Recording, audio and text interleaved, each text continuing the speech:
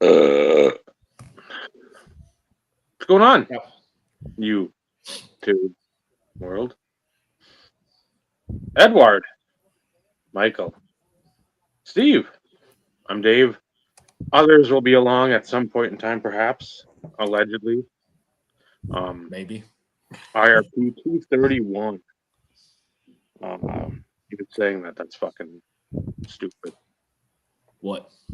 231 episodes of this disaster. And the fact that people still come by and watch, and people join to jump in the conversation. Like we have some of the most like fucked up friends. No offense, guys. Love you. But y'all keep coming back for more. That's what I said it that one year for the YouTube Hall of Fame votes. The curious onlookers. That's usually what people are. Like, I don't Nope. want to look at whatever fucking dumpster fires over in that general direction, but I will take a gaze and see. Yes, and steal ideas and topics of conversation. And Never give credit. I digress. The joy of a podcast. Yeah, well, we still own the best bit of hobby guesstimation as far as I'm concerned. We are the only podcast in which this guy right here mentioned that Fanatics was going to buy tops long before it even came to fruition. Yeah, that was within weeks. About that, if not like a little over a week. Yeah, it wasn't long. Yeah, it was pretty quick, pretty damn quick. I'm pretty sure you guys were also the first to mention that the National could potentially be on the 8 Mile in Detroit as well. No, we didn't. We didn't bring that up last week. I thought you guys did. No, we didn't bring it up. You wanted us to. It kind of slipped our mind though, Ed. Well, what was the rumor? Detroit and Atlanta are on the ballot. Detroit and Atlanta are the two 28. finalists. Fuck a bunch of that. Yeah, I'm pulling for Detroit. I want to see Detroit for reasons. Go to Beirut. Fucking see the same thing. Jesus Christ. the only good thing about like Detroit is like A place to Probably going to be stay. a small crowd. the no, because Vinny lives there, or lives close to there, and probably by 28 they should be. And I think I can get direct flights to Detroit out of Kansas City because I used to be able to get direct flights from Kansas City to Chicago, and now they reroute you and you go Kansas City to Detroit and then Chicago because they're idiots. Yeah, I can fly. I don't remember the name of the airport, but I think it's Detroit. When I flew up there for Downtown Detroit. You can just fly right in because there's nothing there. but because Vinny always talks about here before too long they should be like eventually moving. Yeah, and The hopefully convention- by then, bigger space could house a few more people. The So we'll convention just- center in Detroit is pretty big.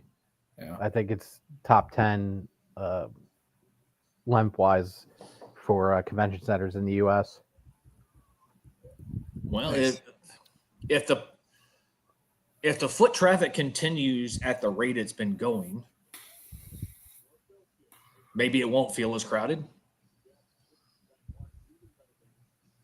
Maybe. Well, I think they're going to outgrow Chicago in that 3-year period. I've mentioned it a couple times. You just have too many people in there, and that convention center is pretty small in Rosemont. So Well, I feel like they've already outgrown it anyways because that place was fucking packed. Yeah. When we were there. well, we know from 2 years ago that they had over 100,000 because they said it surpassed Anaheim. The attendance broke the 1991 Anaheim. So we know it's over around 100,000. Last year, I think they said the attendance was a little bit above. So it just keeps growing steadily every year. And I don't see it tapering off when it's in Chicago. I don't see it declining. I think it'll only be more people. just because of the landscape of the hobby nowadays. It's just the national. There's just so much money in the room, and Well, people aren't they opening up a lot of the front space, like where you would come in the they're going to upstairs? open. Yeah, they're going to open the second floor. Yeah. So they're going to utilize that space. But Which I can't believe they haven't done that yet. Before.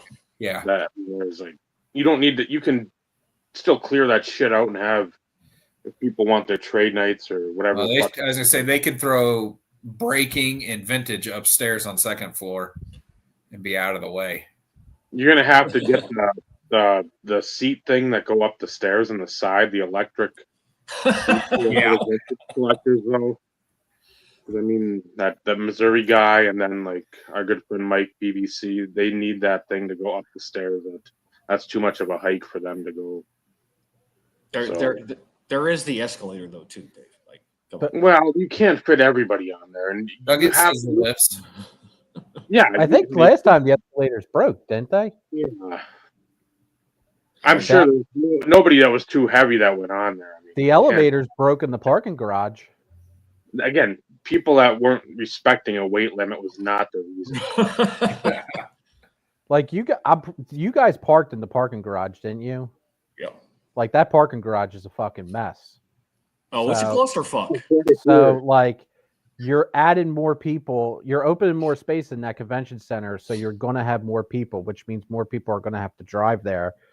I really think this year is just going to be like a chaotic kind of clusterfuck because you're going to have just so many more people there, and it's just going to put so much stress on the facility. And then the rideshare situation is going to be a little tricky, in my opinion, because like, let's say you got like 10,000 people that are looking for a rideshare. There's only ample amount of cars doing that. Yeah. And Scott mentioned it to me he mentioned it yesterday on his Let's Talk, but he brings up a really good point. And it made me think about it. A lot of those people that are working for like Lyft and Uber, they don't want to do those bullshit fares. Like they don't want to have to get stuck in like 30 minutes of traffic for like a $10 fare.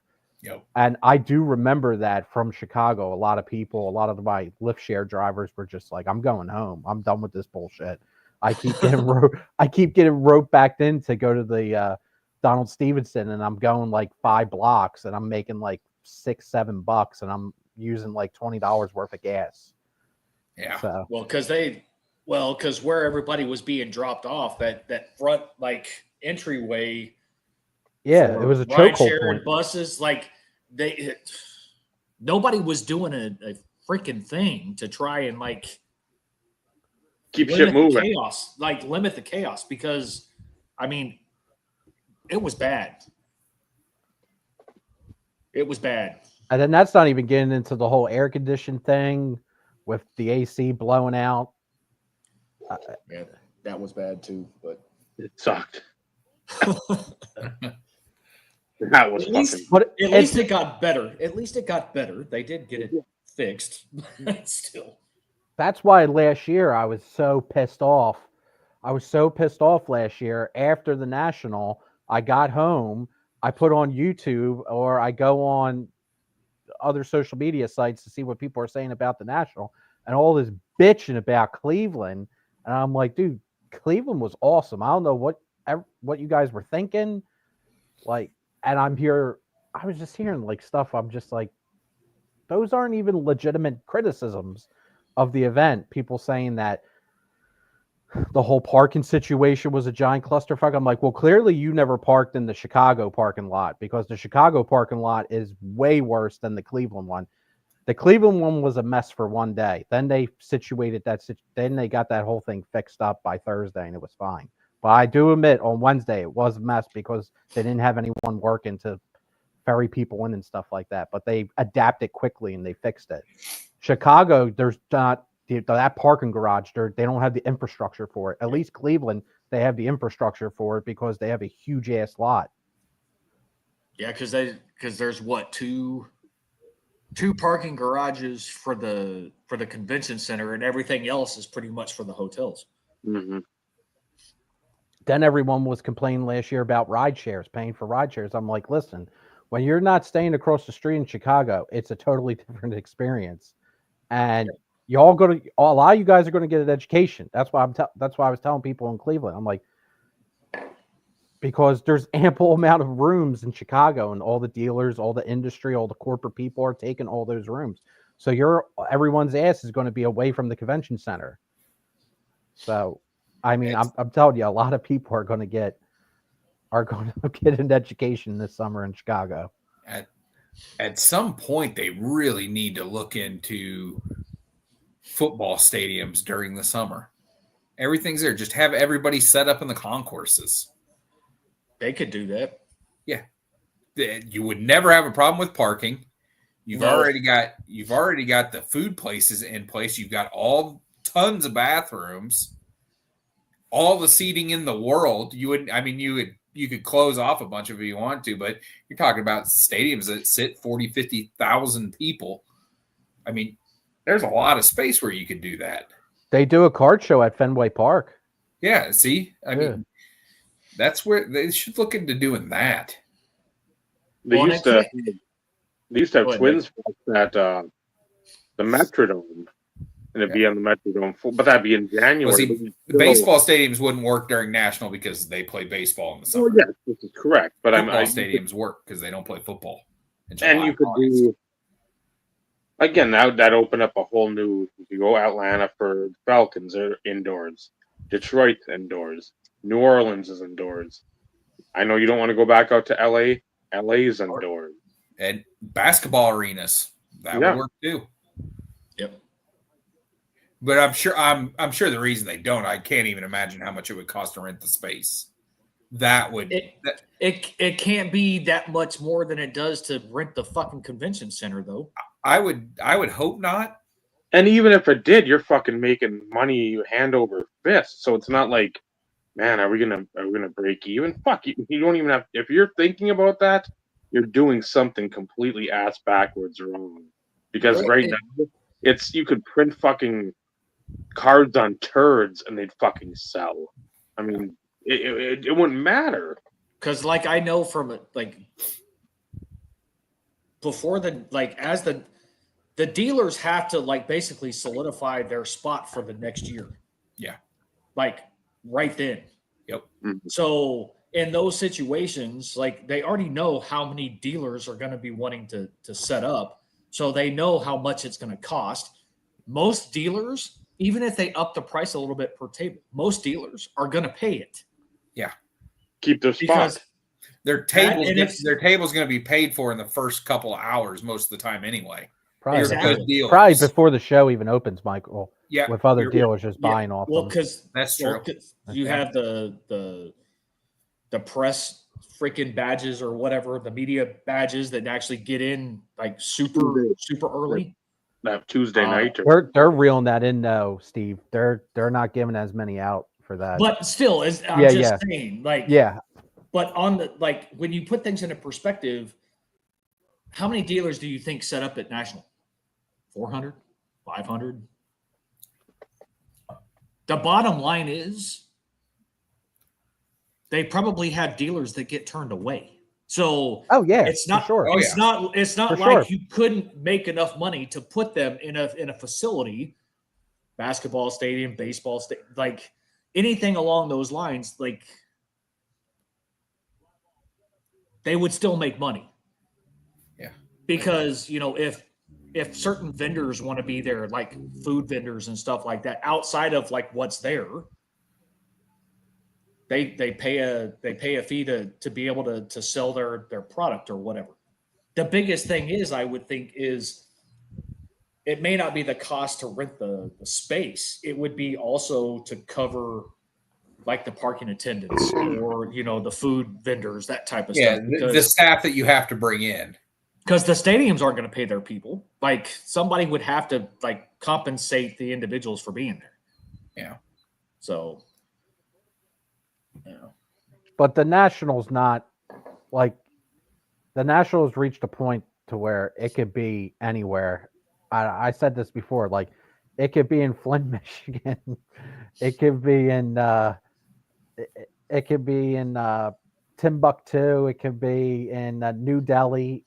It could be anywhere, and people are showing up. People are Like still people going. are going because it's just the premier event, but it's also with the way the hobby is now, it's just this marquee event to move stuff because the landscape for moving stuff has completely changed. People don't want to do it online anymore. They want to do it in person and they want cash. That's why you're seeing these like insane trade nights, all these trade nights popping up. It just gives people an outlet to move stuff and to also buy stuff because even on the opposite side of it, say you want to purchase like a very expensive card. Do you want to do it online or at an auction house and pay taxes and pay that exorbitant shipping? Or do you want to go to the National, see the card in person, and then make that expensive purchase there? Without having to worry about it getting lost in the mail. You just instantly get it. You instantly get it. And then you can look at the card yourself, and then you could probably even get a better price because if you're negotiating with cash. Well, yeah, and you're not paying a buyer's premium, a seller's premium, an auction house fucking overhead. You're not. You can sit there and say that's a $800 sticker. I'll give you it 6. If you want 7, let's meet at 650, 675, whatever. If I'm willing to go to 8 and you want 675, there's nobody sitting there with like a calculator and a fucking little ticker tape thing in the visor. Well, that's going to be 8% sales tax, and that's. They do that on the trade nights now, Dave.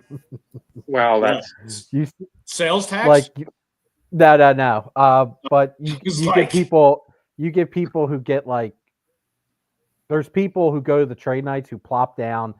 Like last year, there was people who went specifically just to plop down in those trade rooms and just basically take over a table and put all their stuff out. And they want some of these guys that do this are like. They want everything. They want like the top dollar of the top dollar. Like they're not factoring in that they're not paying for a table. They're not factoring in that they're not paying taxes. Like no, it's irrelevant. They want top of the comps. So they want 100% of comps. Yeah, it's ridiculous. I'm like, dude, you're not setting up. You're not paying taxes. Like plus you rob it's supposed to be a trade night. Not a card show. Yeah, not a dealer night. Yeah. But that's just the culture of the hobby now. Well, in all fairness, like how many people pay 100% a sticker anyways? And I'm not talking 100% of comps, 100% a sticker. The only time that happens is if you like come across something, you're like, oh yeah, that seems really fair. And like, you just don't blink an eye. Those happen on occasion, not very often, but let's face it, like it does happen. Not if you're Joey. Joey will want $5. Yeah, it doesn't matter if it's half of what it last sold for. Joey's still going to try to get it cheaper than that. I know. God damn it! If I see a 101 Josh Johnson and a $10, $20 band, I'm not fucking even considering. I don't care. If it's the 5, I don't care. It's going to be something I want. I'm not going to sit there and like, well, you know what? If I could get this for 17 instead of 12, fuck it. Who cares? Yeah, if I can bundle this and get it for a little bit cheaper. No. I want this. I don't even want to look because I'm feeling the pressure of people coming behind me. Get away, get away, get away. Nope, I got this. I'm going to fucking bail. That's enough.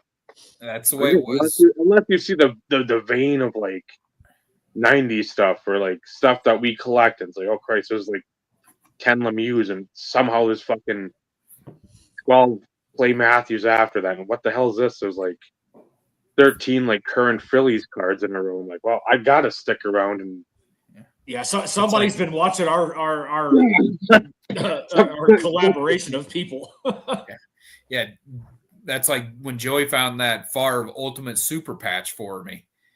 Yeah, he sent me the picture of it. I saw the sticker price and said, Joey, I want the card. Just tell me how much you get it for. I don't care if I pay the sticker on it. I will take it for the $225 that's on it, but just tell me how much you end up negotiating on it. And you end up getting it for $200. Yeah. What was the sticker? $225. It was $225, and that's why I told him. I said, I'll pay that. You just tell me what you got it for. And yeah, and now and I've I've had offers of over $500 for that card, and I'm like, no, it's not for sale. And that was from Nate. Grand Huh? Slam. That was from Nate at Grand Slam, I think. Was it really? Yeah. Oh, Jay, damn. Because that was something too. When he said it, I'm like, he's like, Nate? I'm like, again, let's get past the first name. Tell me who else. What associate Nate with something for me, because I know a lot of Nates. Yeah. He's like Grand Slam. I'm like, I know Nate.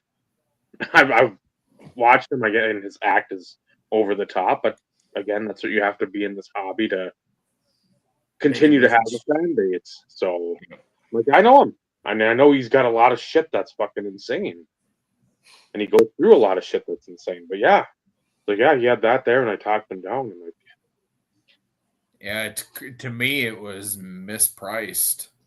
oh, when he said what he got it for. Yes, please. Can I have another? Yeah. What else has he got over there? Yeah.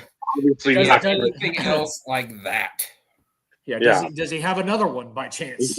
Because I think Joey bought the Desmond Howard Ring of Honor off of him because he had bought that set and was breaking it up. Nate was. Oh, okay. And so Joey had bought that off of him. And yeah, I didn't realize that's where he bought that card from. Damn. I still feel like a lot of stuff in general, though, is just really overpriced. No. That's like, no, I'm just talking about in general, like baseball, football, hockey. I still think prices can go down a little bit. That's why when people get their blood pressure spiking through the roof, freaking out over stuff coming down, I'm like, isn't this a good thing? We're collectors. Like, we want to be able to afford cards. Remember, it's good for collectors, but for those who are making a living from a flipping perspective, I'm not talking dealers, I'm talking flippers. It's bad for them because their margins continue to. But these are people that haven't been in the game long. That's the problem, where you don't experience, like, I won't say like extreme volatility, but at the same time, they expected to keep doing this. I know, but and that's the worst part. You got people that are 30, 40 years old. It's like, when has anything ever just done that? Ever. Nothing. So, I mean, you get this false sense of, like, hope and security. It's like, well, not every Patrick Mahomes and Josh Allen is going to go to the moon. Sorry. Sure, Jaden Daniels, yeah, Bitcoin. Well, like Jade, of course, granted, like we're in the off season, so Jaden stuff is like kind of leveled out. I won't say it's cold. It's not like you're gonna get a rare parallel or whatever for dirt cheap. But I mean, all the regular base rookies and stuff are reasonably priced.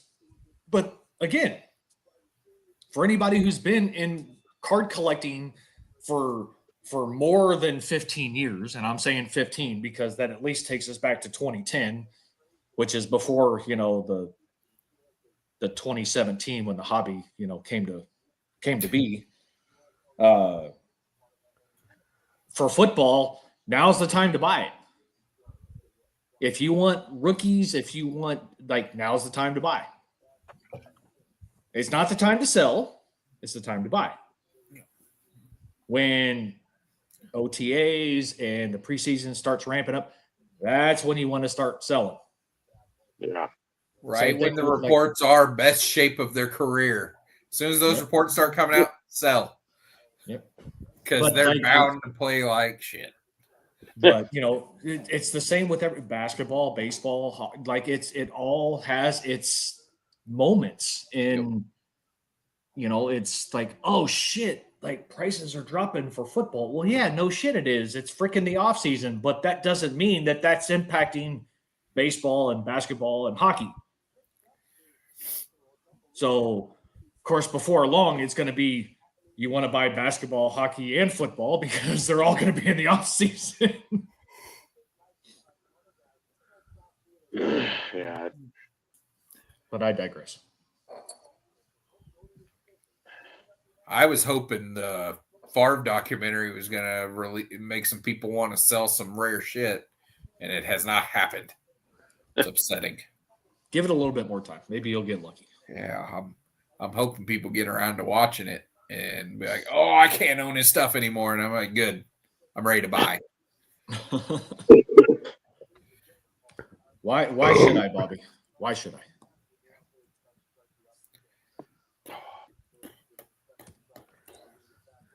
Oh yeah, by the way, fuck you, Paul. Just because. For reasons. I understood that reference. Like I'm not even paying attention, but like fuck you, Paul. Just I'm gonna go ahead and get it out of the way.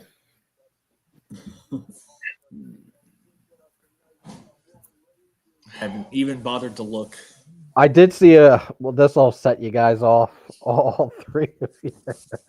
I saw a video. I didn't put it in the group. I didn't put it in the chat, but there was a video that I watched recently where someone made the comment that card content started in 2020. Card content started in 2020. Really? Link that. There wasn't video. anything before that. There wasn't anything before that. Joe likes to do a lot of that stuff to like needle us. So yeah, put it in the group chat. That Yeah, because now I'm interested to see who has the nerve to actually like that's somebody not even taking the time to freaking like do their own due Basic diligence. homework, yeah. I mean, it's for instance, like I mean, AR Platinum, Chris, freaking Indapal, freaking Tyson, fucking Thundering. Chad, Bo Chad's, like some of the videos with the highest freaking view counts. Like you can't tell me you haven't stumbled across those and realized that they're much earlier than 2020. Puff Bear's card room tour. I mean, what? It's That was crazy. I remember that video when he moved to the basement. Mm-hmm. All those tubs and everything. Yeah. But it's like, give me a fucking break, man. But on the flip side, it's no different. I'm going to say it. YouTube Sports Card Hall of Fame. Like, most people who are in it are newbies. You're not wrong. It's not like freaking content wasn't being put out and videos weren't being put out long before this whole fucking thing started. They followed the old NFL rookie contract scale where the rookies were definitely going to be making more than the future Hall of Famers. Right. Like, okay, you're new. Here's your pass. Yep. But it's the same. It's the same thing. I just sports card content only started being made in 2020. Jesus. It was a real thing. I'll link the video later. Yeah, but, you need to put it in the group chat. It's amazing. Yeah, you should have just put it in there anyways. I hope they're trolling because that would be great. I doubt it. No, Michael. no, I'm sure they're not, but I wish they were. Like there are so many people who are freaking ignorant to the entire space, and yet somehow they're some of the most popular. Like I just, and yes, like I get it. People can buy subs and everything else, and I get it. But really? Oh yeah, I've got on what is it on Instagram? It says I have 1,513 followers. I would venture to guess that 500 of those are Russian porn bots. Probably. That follow my page, and I'm not following back. Their girl's name followed by 19 numerical characters. There's times in which I actually go through and see who's following me, and if it's one of the I'll get rid of them. Yeah, I'm not putting that much effort into it. Yeah, well, I haven't been on Instagram as long as you have, so therefore it's not that big of a deal. I do it like once a month, and like I only go back so far. Yeah, but it'd be my luck somehow one of those motherfuckers would like get a hold of my login credentials, like the like they did with Ed somehow. Yeah, that happened which with is me. which is why Ed no longer does Instagram. No kidding. I didn't know that. Yeah, that's what happened Yeah. with me. That Damn. happened like Somebody- 3 years ago. Yeah, somebody hacked his account. And he tried to get it back, and they were like, Damn. That's weak. Well, and the fact, like, we all kind of picked up on it fairly quick because, like, there was a post about cryptocurrency and his new Tesla, and it's like, okay, first and foremost, like, Ed's a pretty easygoing, laid back guy. He's not Yeah. going to be dropping 80K on a fucking Tesla, like. So it didn't take much to figure out that it's like, Ed, did your shit get hacked? Brutal. They were no help either. Well, that was my point. Like, Yeah. you did everything you were supposed to try and get it back, and like they were no help. Now I wouldn't worry about it. I archived my whole page and just started from scratch. I've only got 15 posts now.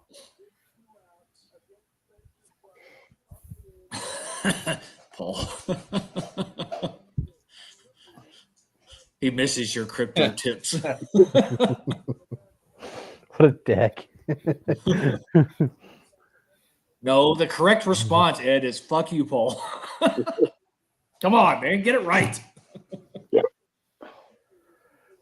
That's like like talking about like social media though, or hobby wise.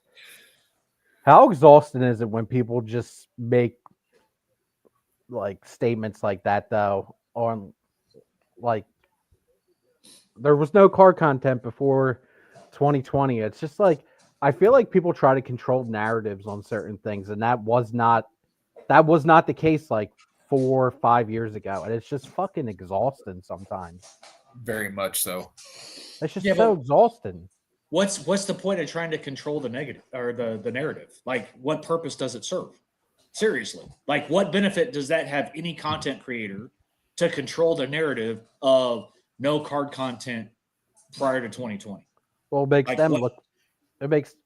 Well, I guess It makes could, him look like a pioneer as Yeah, opposed to it a makes them come-along. look like, oh, I'm the originator, or that gives them more credence, Yeah. like they're an expert. Bullshit.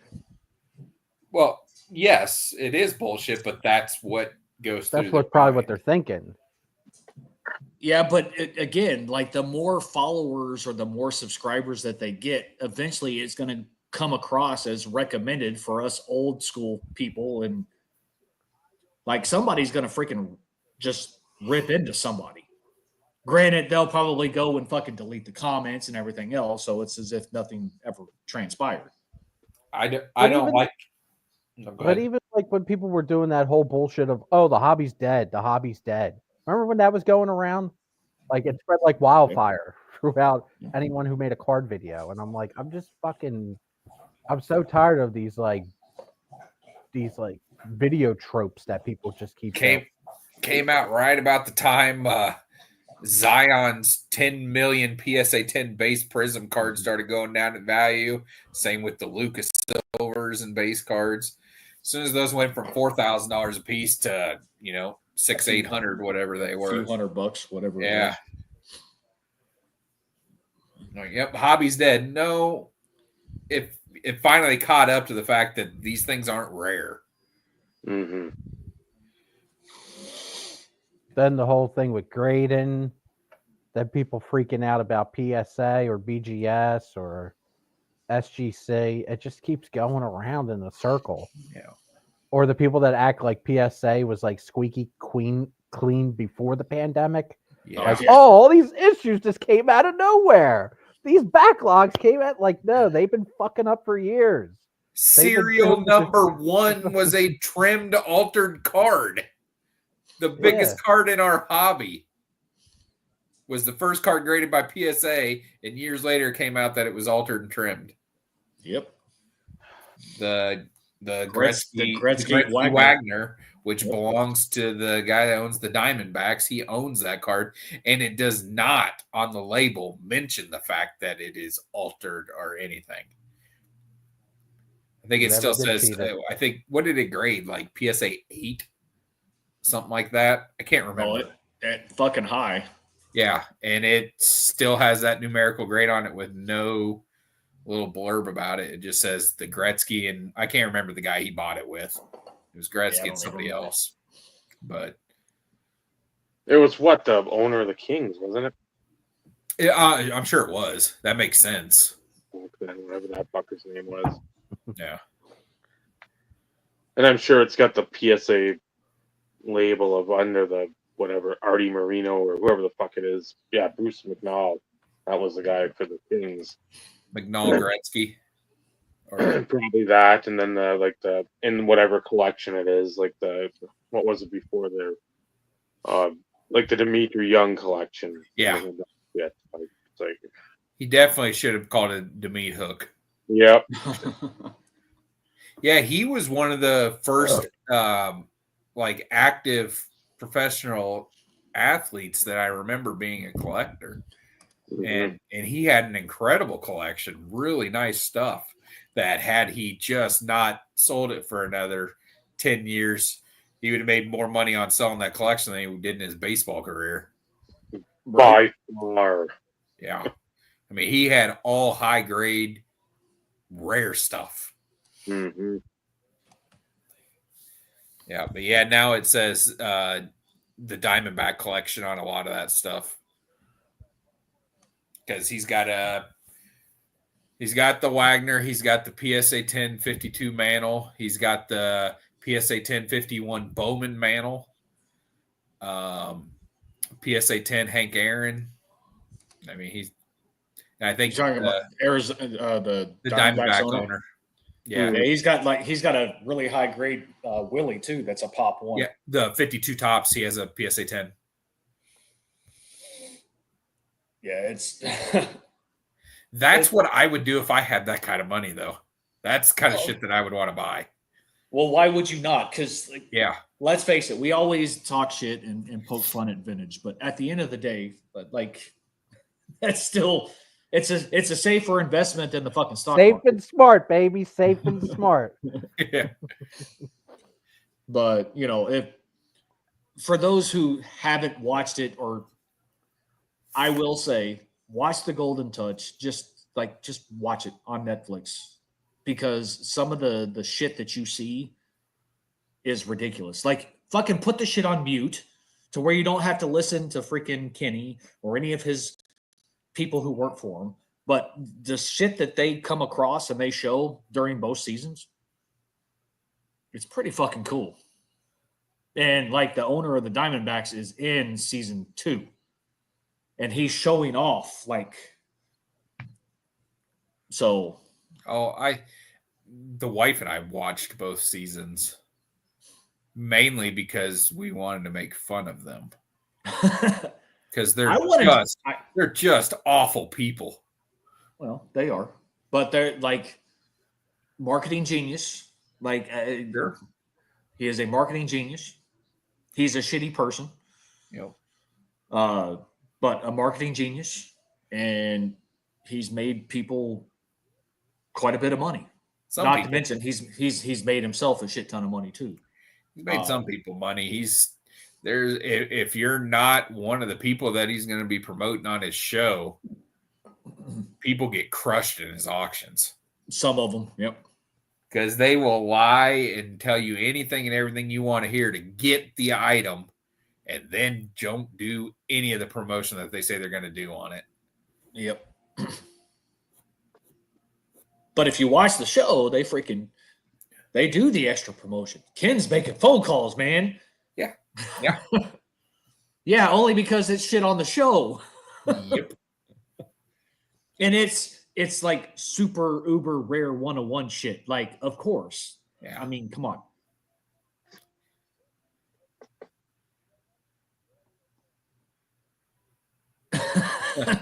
That's a good question. You would think the World Series. Yeah, but again, he's got more money than what he knows what to fucking do with. Like, does it really Which is matter? why the World Series should mean more. It should, but again, like, as an owner, that would always mean more than anything else. But who cares? Yeah, when you've got a franchise that you could probably sell for $1 billion, that seems to be like the going rate. And I don't know if you've got any like the stadium's yours or not. You've got if you have that, it's just like you're sitting on. Or even more if you have a money. piece of it, a Oh, yeah. percentage of it. Christ, I mean, you're going to see more money than 99% of the world ever will. So if I'm spending $1 million on a card and I can sell this for $1 billion, yeah, I'll do that. I can do that. That's safe and smart. Well, I think there's a new a series on YouTube that Boggs fan and Chris from Missouri are going to come out with.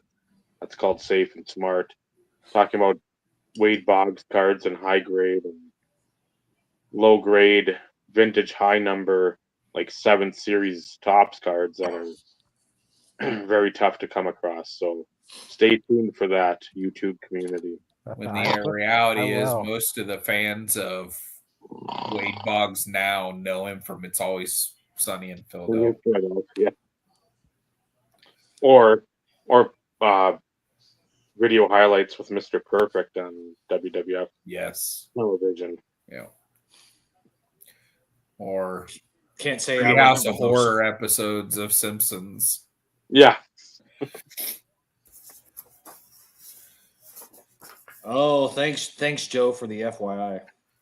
Steve Sachs, there's a lot of unsolved murders in New York. Yeah.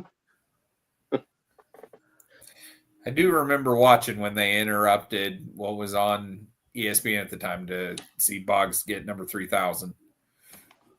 That was fun. That was probably the amount of people that were in the stands for Tampa Bay. Yeah, it was. That's probably talking a little high. Bubba Trammell's family came down, so Yeah. Joe And shared that was with when us- they were the Devil Rays. I like that jersey when they had the actual Devil Ray on there. Uh-huh. And then I loved it when he tried to go into the Hall of Fame as the Tampa Bay Devil Ray, and they said, "No, You've had you too will much go of in that as a beer. Red Sox." You've had too much of that beer on that flight you had. How many? 61 beers or whatever. Yeah, Something crazy like that. yeah, it was a lot. It was more than Mickey Mantle. Well, not overall. Mickey Mantle pretty much was like hooked an IV of liquor by 30. Yeah. I hate to say that and disrupt our calm amongst our vintage collecting community, but he was a lush, Yes, the Mick enjoyed his booze. and that is well documented. Yeah, and I don't care. Do it. If you could be that hammered and be that great at baseball, do it. Yeah, that's again like at the end of the day, who gives a shit, right? Yeah. Unless you're a douche.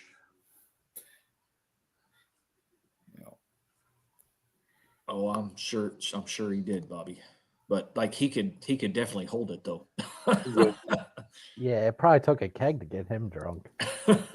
Or more. Yeah, there's multiple stories that are documented of people drinking with him where he's drank 100 beers and he's normal. Yeah. It didn't affect him.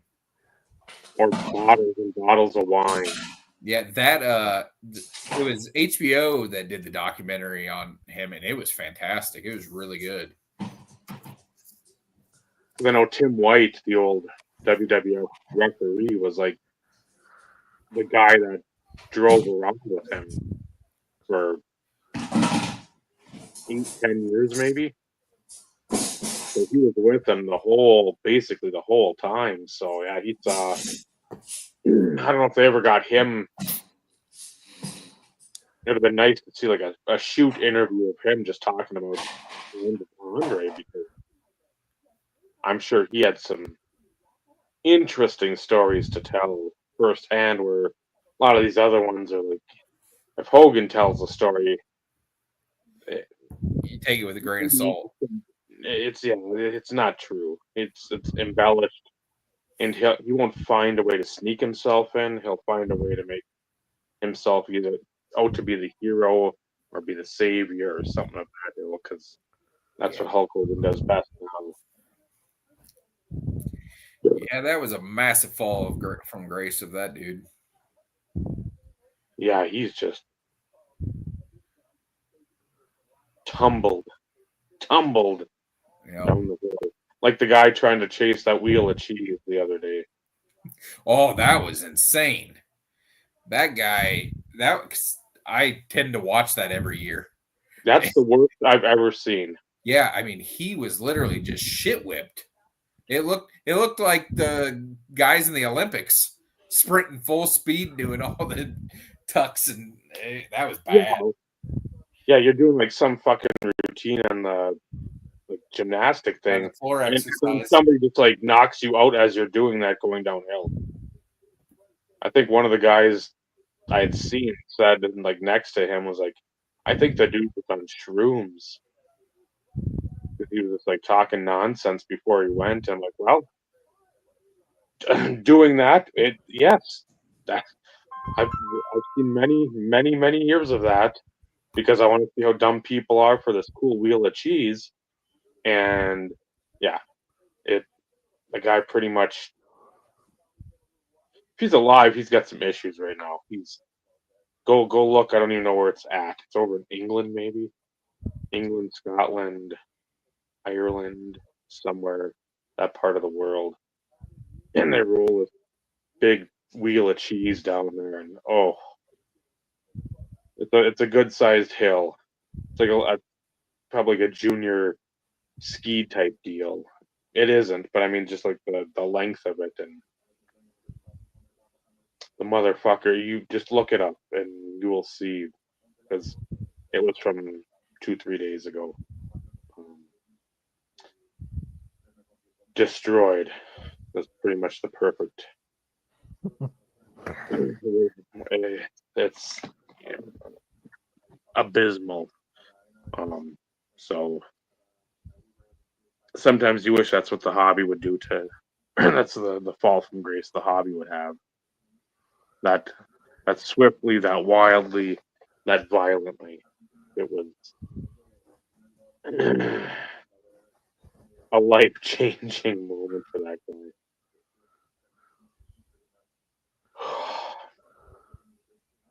So what's new with you, Ed?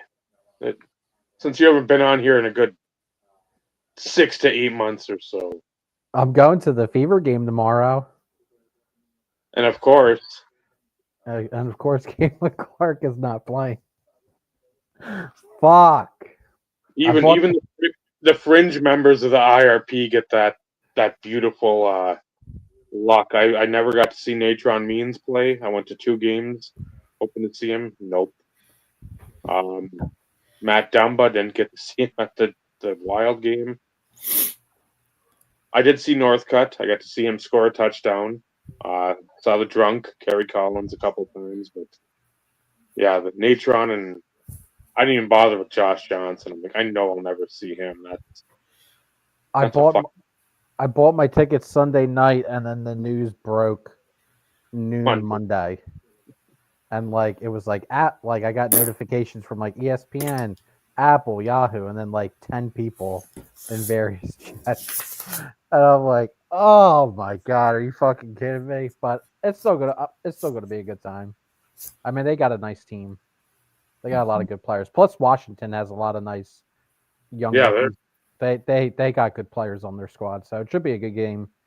Yeah, that Citron's been doing well. Yeah, I saw where they're talking about the tickets for the Sky Fever game dropped 71%, and they had already rented out a bigger stadium. Yeah, they're playing where the Bulls play. Yeah, they're playing where the Bulls play, and yeah, tickets dropped from like $80 a pop to $25 a pop. The game tomorrow is in Baltimore. It's at the arena, which is like bigger than where the Mystics normally play, but they didn't move to the Capital One Arena where the Caps and the Wizards play because they're fixing it up. They had like a planned construction deal that they're fixing everything up inside there. I think they're putting in like new seats and like new sound system. So that place is Nice. because there's not even no concerts going to be in there for the summertime. It's supposed to be the entirety of the summer Huh. that they're fixing. So they're going to be back in Baltimore in September, the Fever. So I'll maybe try to go to that game as well. Yeah. But shockingly, the tickets didn't plummet as badly as Chicago or like Connecticut. The lower level still like I think like the cheapest ticket for the lower level was like $50 or $60, which is like still kind of pricey. But the upper levels are like $15 now. You can get like a $15 ticket for tomorrow.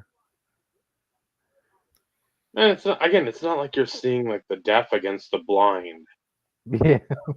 So I mean, again, people like women's sports. I mean, yeah, again, they're not dunking. We know that, but they're actually playing defense.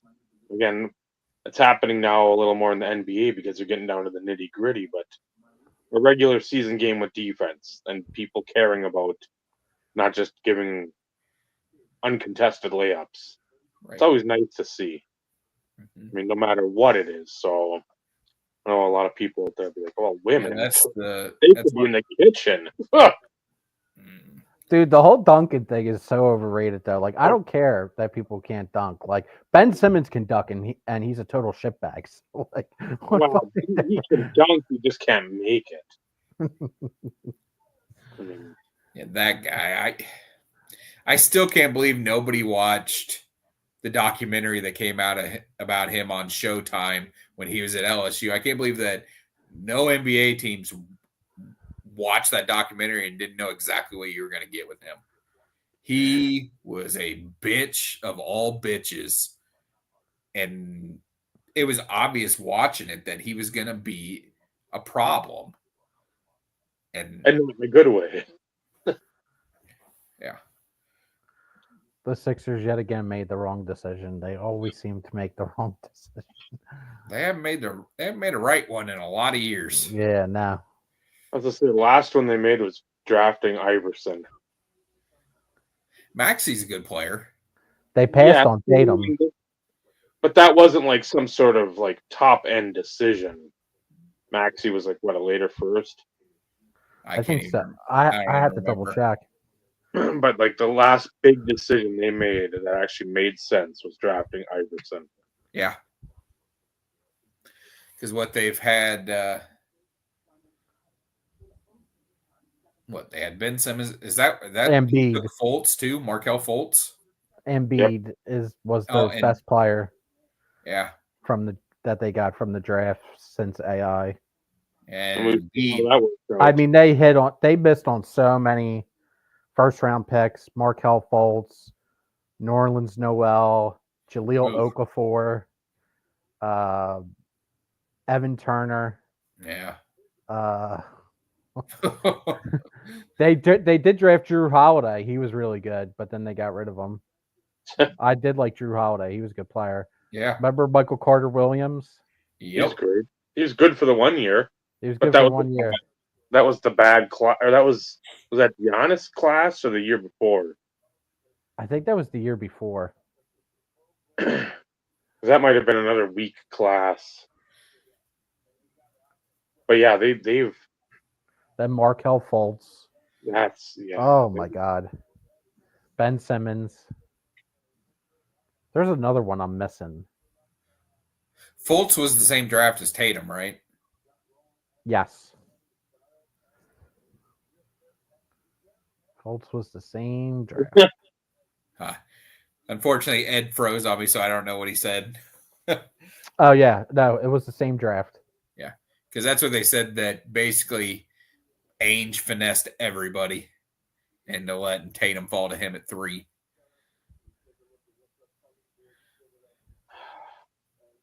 That whole thing was weird though with the Sixers though, because the downfall started after they got rid of Sam Hinkie because the NBA stepped in and then put the Colangelos in there. The whole thing was weird. And then But- they hired, and then they played against the Raptors. That was the furthest that they got. They got to the second round, and then they lost on the troll shot from Kawhi Leonard.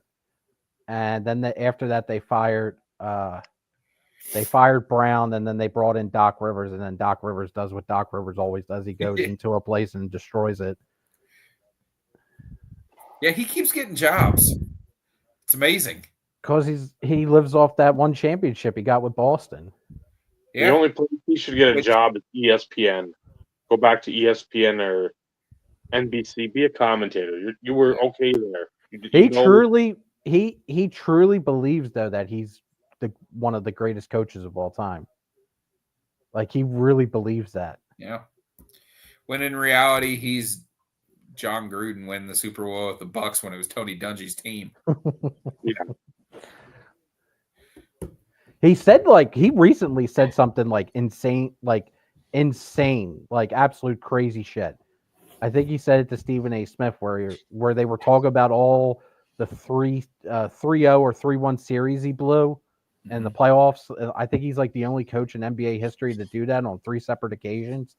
And he said something along the lines of, "Yeah, but you don't talk about how I won 3 games to the starter." Some weird shit like that. It would be like Dan Quinn saying, "Oh, I didn't lose the Super Bowl to the Patriots. I was up 27 at halftime." Like no one gives a fuck. It matters how you finish. Yeah. I can't believe he thought saying that would make any was good to put out there. Well, especially anything being on ESPN, that makes sense. Anything you're trying to do to make yourself feel better for Being an all-time choker. right. Well, I mean, Let's- he went to the Bucks, and I mean, On the I'm sure you know, on- Michael. He fucked that whole thing up. Yeah, he did. but on the flip side, the coach is not the one playing the game.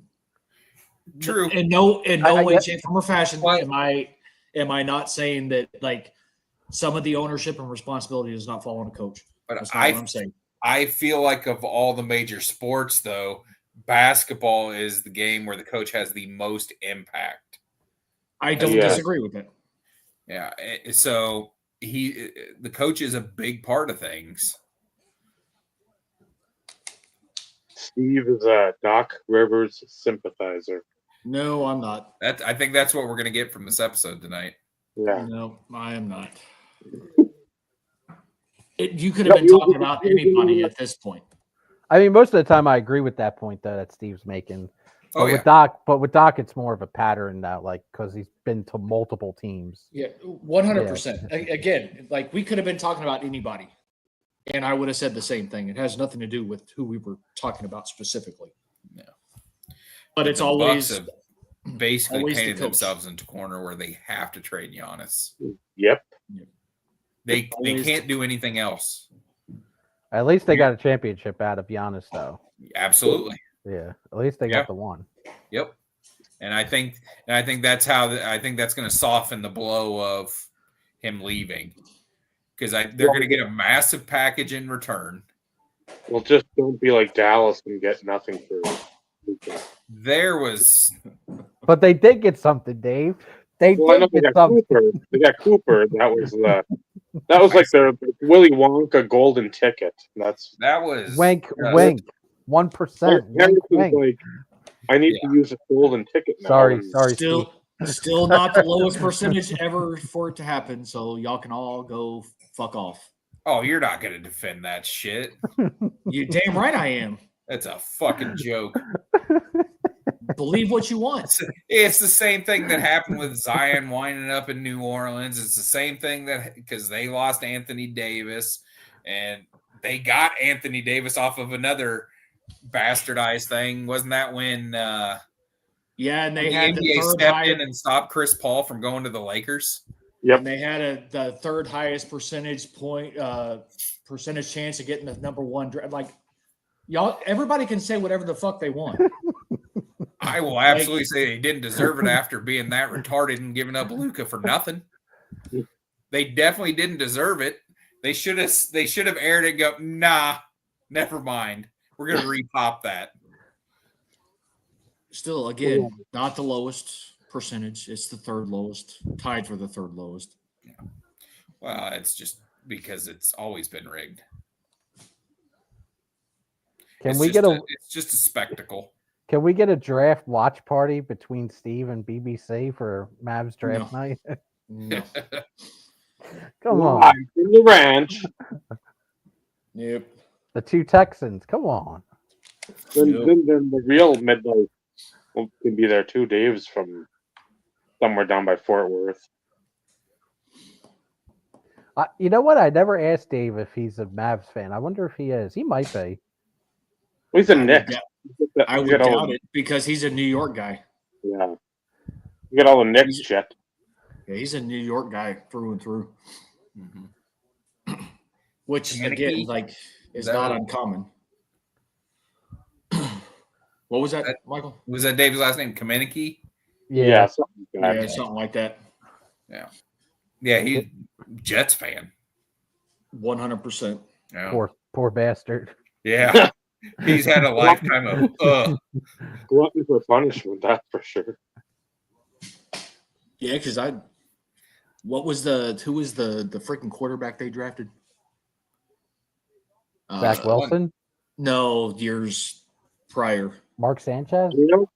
No, Mark? Geno Sanchez? Smith? Geno Smith? I was trying because like Bryce Petty. because he was building That some fucking like guy was in every product. major freaking collection. was Maybe it Gino. Mecklenburg, a Jet? Maybe, Oh, No, he was a Titan. that maybe it was Gino. the second rounder from Penn State. What the hell was his name? But he was building some major ass collection of one of the Jets quarterbacks. Oh, it was Geno Smith. Was it? Yeah, Browning Nagel. Yeah, that's way back there, Jeff. Chad Glenn Pennington Foley. was dope. He one of those Glenn Foley UD Choice or Collector's Choice gold cards. Yeah, one of his only rookie cards. Was Josh McClown drafted by the Jets? Arizona, Yep. Okay. Yeah. He played for the Jets, though, right? he did. Okay. Amongst like 14 other teams. Yeah, I was Yeah, gonna I was say, going to say, you can throw out pretty much any name, and you're gonna have 50-50 shot of it being right. And I was gonna say the other one is the football version of Josh Johnson. He's about in the same boat. So I got two guys that are sitting and rowing together. That's nice. yeah, played with almost every NFL team known to man. If McCown didn't play for the one team Josh Johnson did, Yeah. it's basically Between the both of them, they have definitely played probably for every team. or coached. I know McCown's now a quarterback coach in Minnesota. He didn't play there, so neither did Josh Johnson. So I know we checked that off the box. So he's coaching. So The Packers have Sean Mannion on the coaching staff now. He was a Saints quarterback a few years back. and the Vikings. no, not Saint. I think Rams. Rams. Yeah. Yeah, From he's one of the quarterback coaches, I believe, now with the Packers, if not the quarterback coach. from Oregon State. Yeah, of course, Kellen Clemens. That was the 06 draft, wasn't it? Mm-hmm.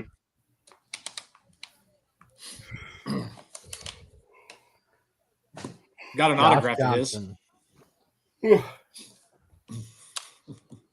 Did you ever do like Dave? Did you ever do like a Frankenstein Johnson collection? Like you have Calvin Johnson, Andre Johnson, Brad Johnson, Johnson, Johnson and Johnson. Jim Johnson. What was there? Johnny Johnson, a running back for the Cardinals in like the late 90s or late 80s. You got me. Could be. I didn't pay attention to football until the late 90s. And if I hadn't had the good luck of my manager at my first job being a Packers fan and turning me on to watching Brett Favre and football, who knows what I would have been a fan of. I got lucky. Probably You were a huge baseball guy, though. Yeah, I was always baseball. Football never registered. I would watch the Super Bowl every year, but other than that, I didn't watch football because it just wasn't a sport I was interested in. But baseball, I loved. Who turned you on to basketball then? With Garnett? It was actually just happened to be during that time when he was getting drafted. I would hang out at a card shop in our town, and I loved the fact that he was a high school guy going straight to the NBA, and that's how I became familiar with him, and then went from there. My buddy bought one pack of 95 Finest and pulled the Garnett rookie. One pack. So that's what got me interested in basketball. But I also watched all the Jordan years. Well, too. and that's why I was like, that's more what I was leaning towards, because like we only found out about Garnett much later in the YouTube space. Yeah. But at the same time, it had to have, to me, it would have had to have started somewhat before that, because everybody fucking watched Jordan. Like, it didn't matter if you were a basketball person. Garnett came along right in the middle of it. The 2-3 beats. So, yeah.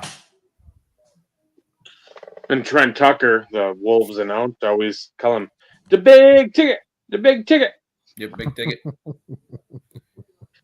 Still goes by ticket. Because I catch clips quite often of him and Paul Pierce, their podcast. Damn, which I'm not a big fan of Paul Pierce at all. But he's a big fan of Paul Pierce. I forgot about Chris Johnson. Remember Chris Johnson? Which one? The running back for the Titans. Oh, yeah. CJ2K. Yeah. Damn, there's a lot of Johnsons. Yeah. Well, well, if the other two guys end up showing up to join the show, there'll be a lot of Johnsons. Just, I mean, come on. That's right.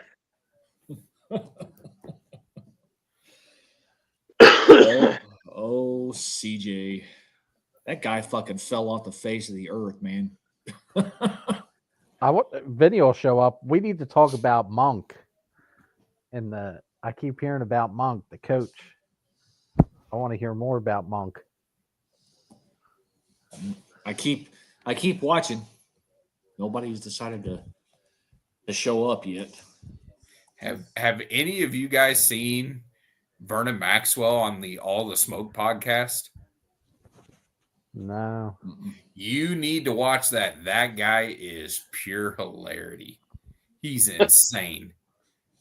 He is awesome. He wants all the smoke. Yeah, it's incredible listening to the stories he has, because you realize real quick that if that guy didn't play professional basketball, he'd probably be in prison for shooting people. That's a pretty crazy story. Did you read that? Kevin Garnett got mad at Stooks' baseball cards and curiosities. He said, "Where the fuck you get these shoes at?" That's pretty crazy. That's awesome. That's a crazy story. Did he find out, Stook? Did he find out where he got them? Man, he probably made that person's life miserable. Yeah. Well, because, there's certain athletes, though, that are very particular about where their game use stuff goes. Yeah. So it's like, most likely he would have known at some point where they went, and now, okay, why would you fucking get rid of the shit that I gave you type situation without asking for permission? I told him 2 kids gave them to me and kept the other pair he gave them. Huh.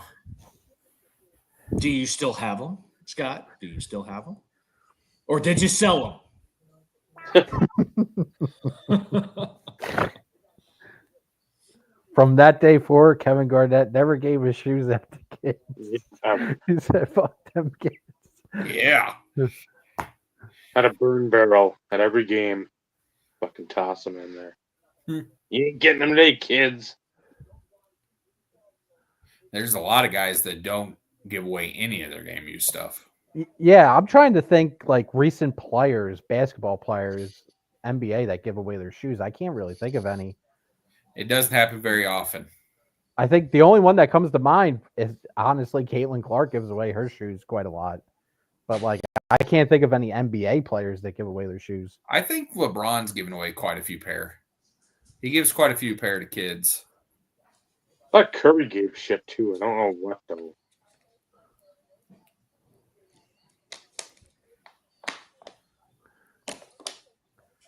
Well, most of them probably don't pay for them in the first place, so it's not like No. it's. Yeah. They have a fucking probably a storage unit full of new shoes. Yeah, never-ending supply. Yep. Mm-hmm. So it's like not a big deal.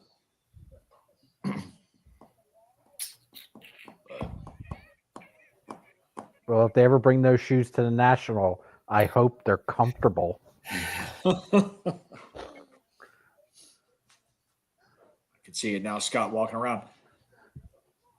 Oh, you're the motherfucker who bought those shoes. Why the hell are you walking around in signed Kevin Garnett shoes? Size 18. Yeah. The National really doesn't get many basketball players, I don't think, to sign.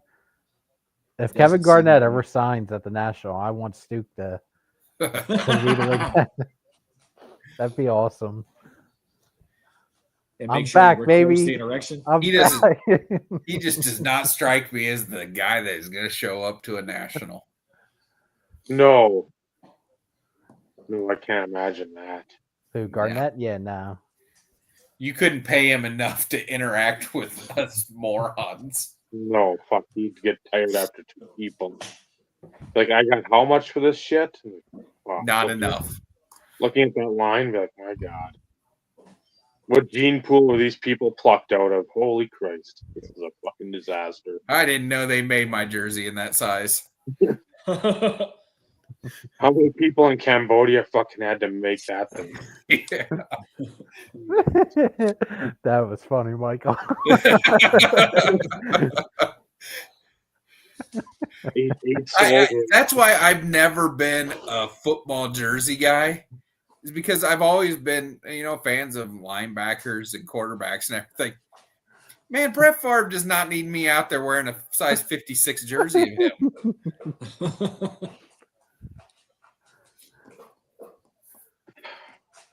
It does make you wonder though how much players actually how much they get paid to show up at freaking nationals. Oh, a lot. Yeah, they get a show up and then they get, I'm sure, a percentage of everything, every ticket that's sold to. But I'm sure there's a minimum they've got to get. Like I can't see Deion Sanders showing up to that thing for less than $25K. Because he shows up. Yeah, that's what I mean. He shows up to those. He's been at a couple national that we've been to, and it's always surprising to see that type. It's not surprising to see Cal Ripken and Johnny Bench. They love fans. They love it all. Yeah.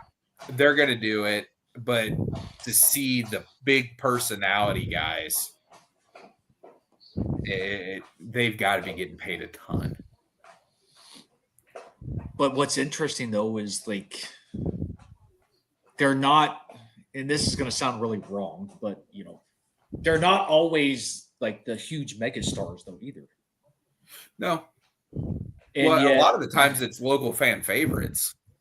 And that's true. I mean, you get a lot of Chicago guys that sign there, and a lot of those guys are typically part of the VIP package, to where they show up to the VIP party and everybody gets. If you buy a VIP package, you get 7 free autographs, and it's typically those types of guys. Right. A Rick Sutcliffe or something like that. Craig Hodges, somebody that's like, okay, I know that guy. Was it Larry? He played for the Blackhawks. Somebody you're like, okay, I know the name. He did well here, but yeah. Bob has already frozen. Great Oh way to my I didn't God. see him not frozen. Great way to start there, Bob. he started fucking with his phone.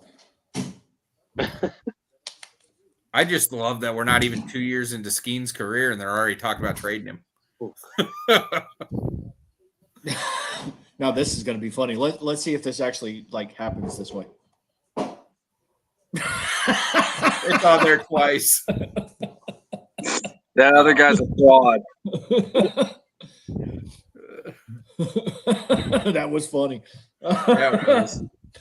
Well, because when I saw him come back, I'm like, okay, I'm gonna do this, and if he's the other one's still there, that's gonna be like fucking greatness. Yes. What's Bob up, and fella? AI Bob. Yeah, What's going on, man? you know. What are we talking about? Anything and everything. You cut yourself. Yeah.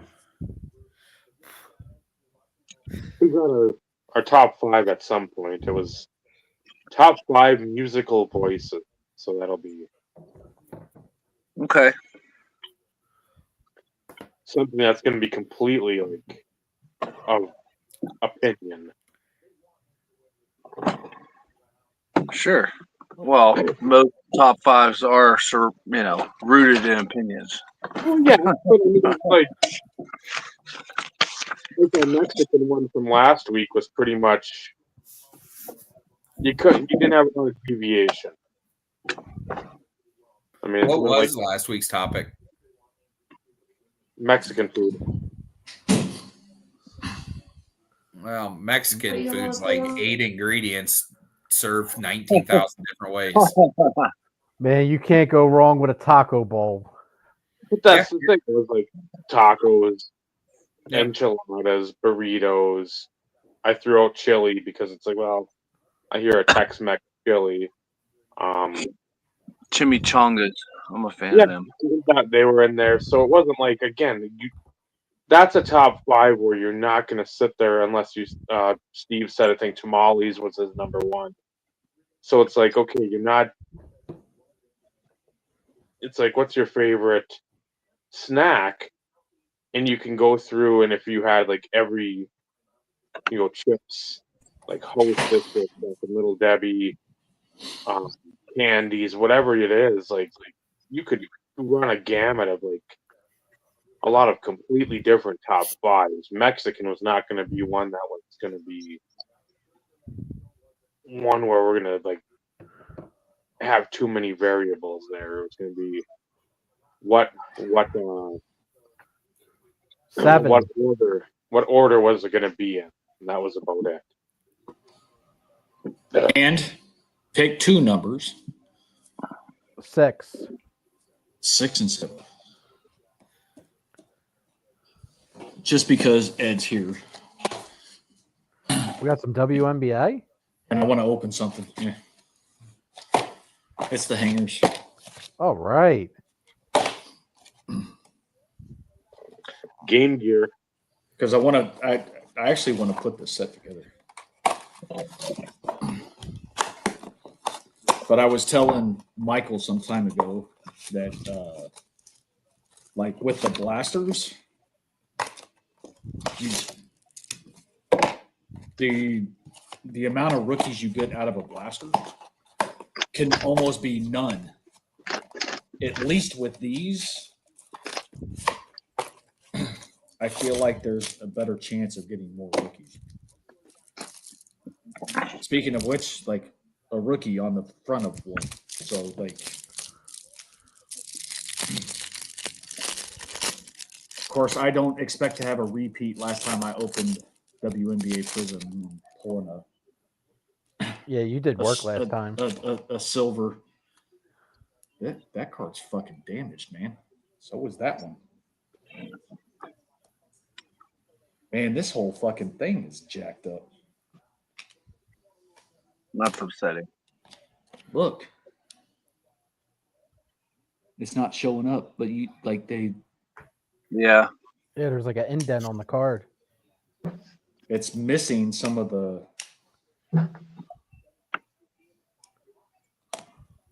but it's not. Oh, mother! Yeah, baby. Nice. Wow. And that actually looks fucking good too. Thank God that Good. was in the middle. Very nice. Wow. Wow. That's not something I was expecting. 7 I a will. winner. Pay the pass line. Damn. I was a Hawkeyes fan before it was cool. That's hashtag facts. Like so the back part of it's not horrible, but like a lot of the stuff at the front, it's so like the corner you see up here, Oh yeah. Oh yeah. it's like it didn't. And of course, freaking 2 rookies, it did too. Like some of the base is not like I'm not as overly concerned about because I have enough over here that I should be able to do all right. But that sucks. Let's see the Clark again. It's the variation, but still, it's the orange Yeah. laser. Yeah, thank God that was in the middle. Yeah, because like the inserts turned out okay. The orange ice turned out okay. The green, the hollow.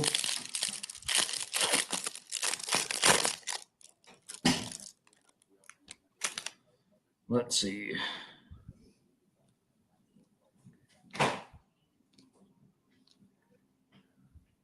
Some of these other, well, orange ice rookie, That's Nika Mule. and then another orange ice rookie. Sherrod. It's like how you pronounce it.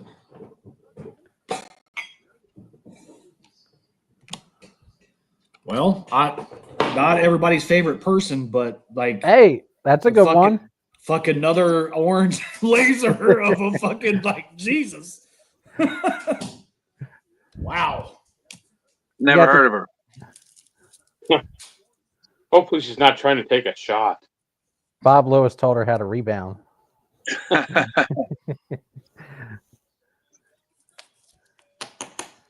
Hey, I bet you want to. I bet the farm Bob Lewis has had the Angel Reese cereal. And then a green rookie. Come on, Bob. I know you did. I know you ate that cereal. What's that? Hey, there's the Caitlin base variation. All right. Freaking Ed with the freaking like killer 6 and killer 7. choices. Killing it there, Ed. Way to go, man. We picked the right ones. No, you picked the right ones. Now I got to go through and sleeve some of this stuff. But yeah, like, I mean, geez, like,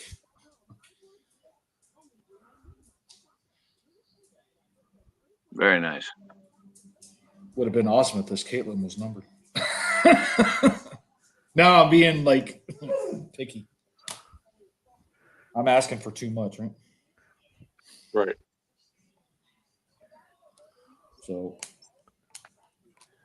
yeah, but I've got some freaking sleeving to do. At least for the rookies and the inserts. But this was the better value, and it took a while for these to come out. I heard you, dude. Shut the fuck up. God. Like, I love my dog, but sometimes it's like, dude, here, let me bark multiple times. No, man, I once is enough. I get it.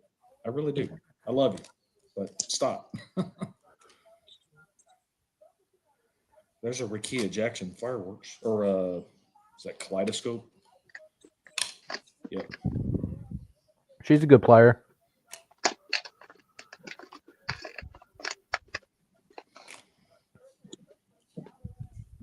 there's more fucking rookies than that. What the F? Because I need to sleeve all my rookies. Really? That's it? No, that's not it. Oh, yeah, duh. I'm an idiot. You can take me off the full screen there, Dave.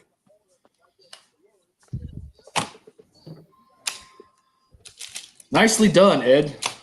There we go. Freaking 2 Caitlins.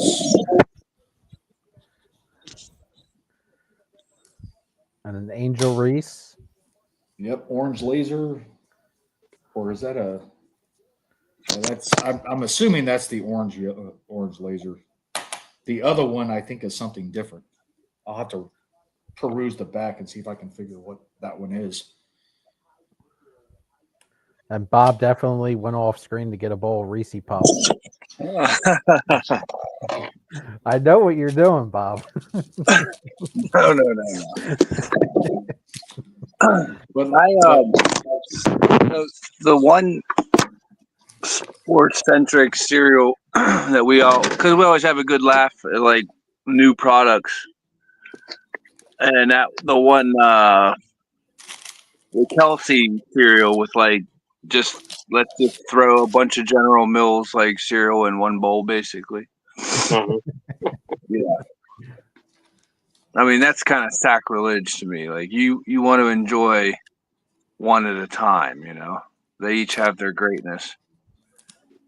well, and I've heard this chick's names too, Cardoza. Yeah.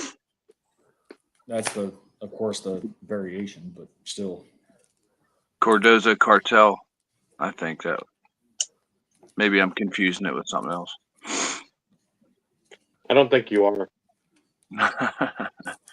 Again, I'm hoping that I can at least put together a base set with, because I have 12 of them. Well, I have 10 now since I opened 2. But Someone was telling me that for the Prism Caitlin Clark, the base, out of all the ones that have been sent to PSA, apparently like the Gem Mint 10s are like less than 10% of all cards submitted. probably because of centering. I think that's why. But what's interesting is like they revamped the centering qualifications. That's So that's what makes no sense to me, because like they now allow 50, 55, 45, I think. I think it's 55, 45. So again, like on a card, but on a card like this, how do you gauge if it's not, you know what I mean? yeah, 'Cause perfectly it's centered. not, the lines go like this. So like I don't know. But that was fucking killer, man.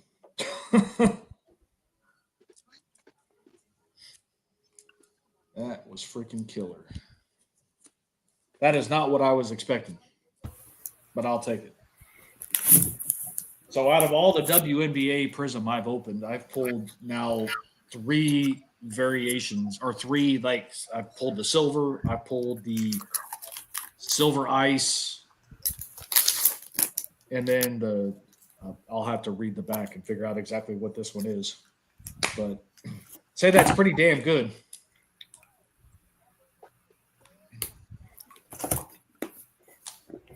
Firehand Steve. No, you picked him. You picked him. That's all you, buddy. All you. But you selected the hangers. No, I didn't. I ordered them. Yes. So whoever picked them at Target is actually who I should be thinking. Caitlin is a tough pull in that because, like, I watched a lot of blaster box breaks.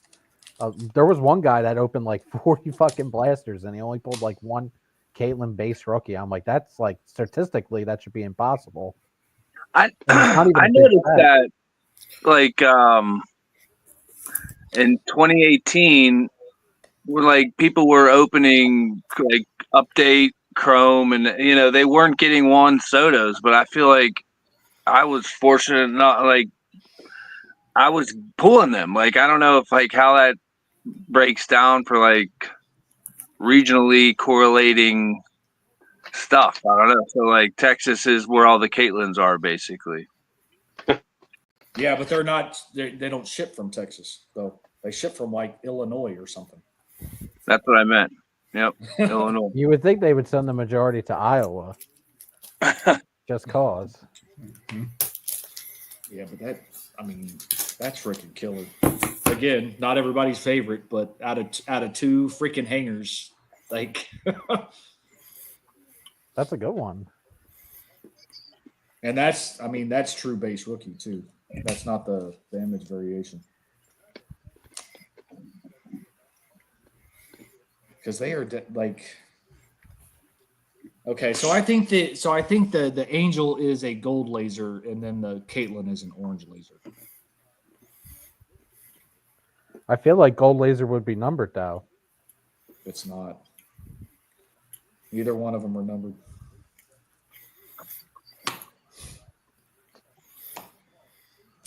Keep them sealed, Scott. Keep them sealed. I don't give a shit. I'll go ahead and open my mouth, but I'm sitting on a case of blasters, WNBA. So I've got a sealed case in my closet.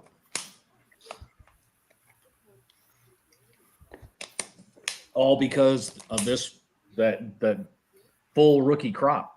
It's not just Caitlin. It's this rookie crop was like phenomenal. Between Caitlin and yes, I know Angel and her bricks and 50 rebounds because she can't make a shot. But Cameron, you've got your girl Kate Money Martin, you've got Cardoza. Like there is decent depth in the rookie crop in 2024. So, But it's mostly about Caitlin. it is. It is. Caitlin's 3-point percentage is better than Angel Reese's layup percentage. That's crazy, man. Yeah, it's not. Yeah, it shouldn't happen that way. Yeah, it shouldn't be true, but it is. So let's see.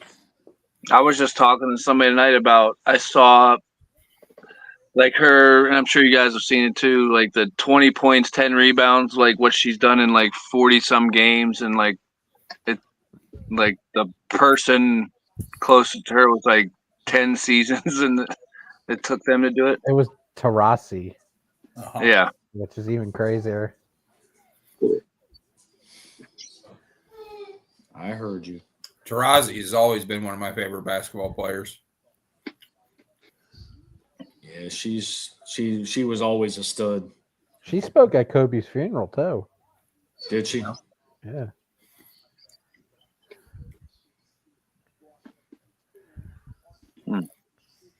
Bob, Yeah, how this- did you open any WNBA?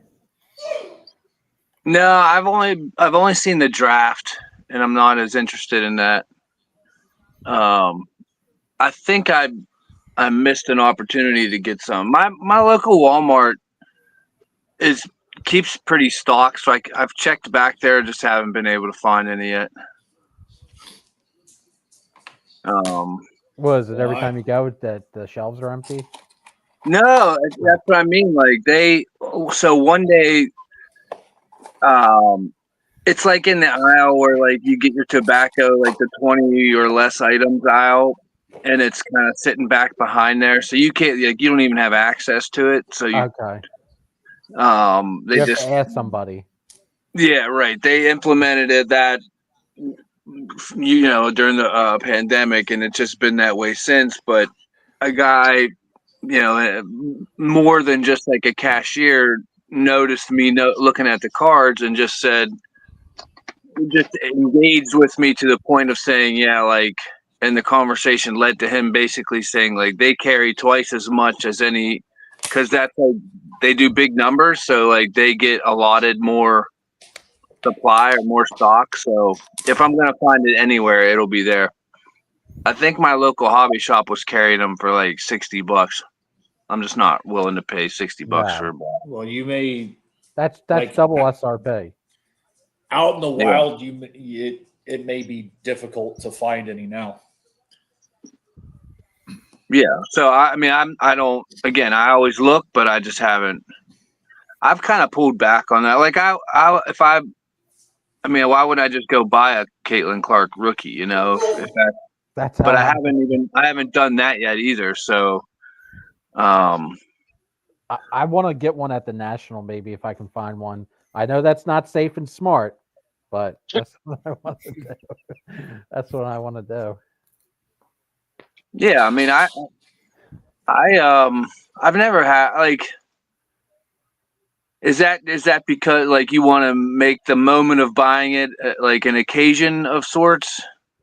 I just think at the National, you should be theoretically be able to get a good deal on it. Okay. Plus, Yeah. you'll save from paying taxes and stuff like that. Yeah, that's true.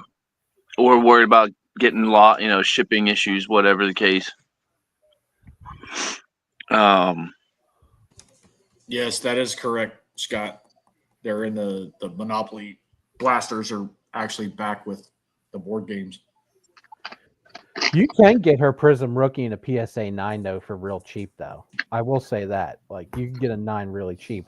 The problem with that is though, there's some 9s that are so grossly off centered though. It's like, Really? whoa, what the fuck? What happened there? Where was the quality control there?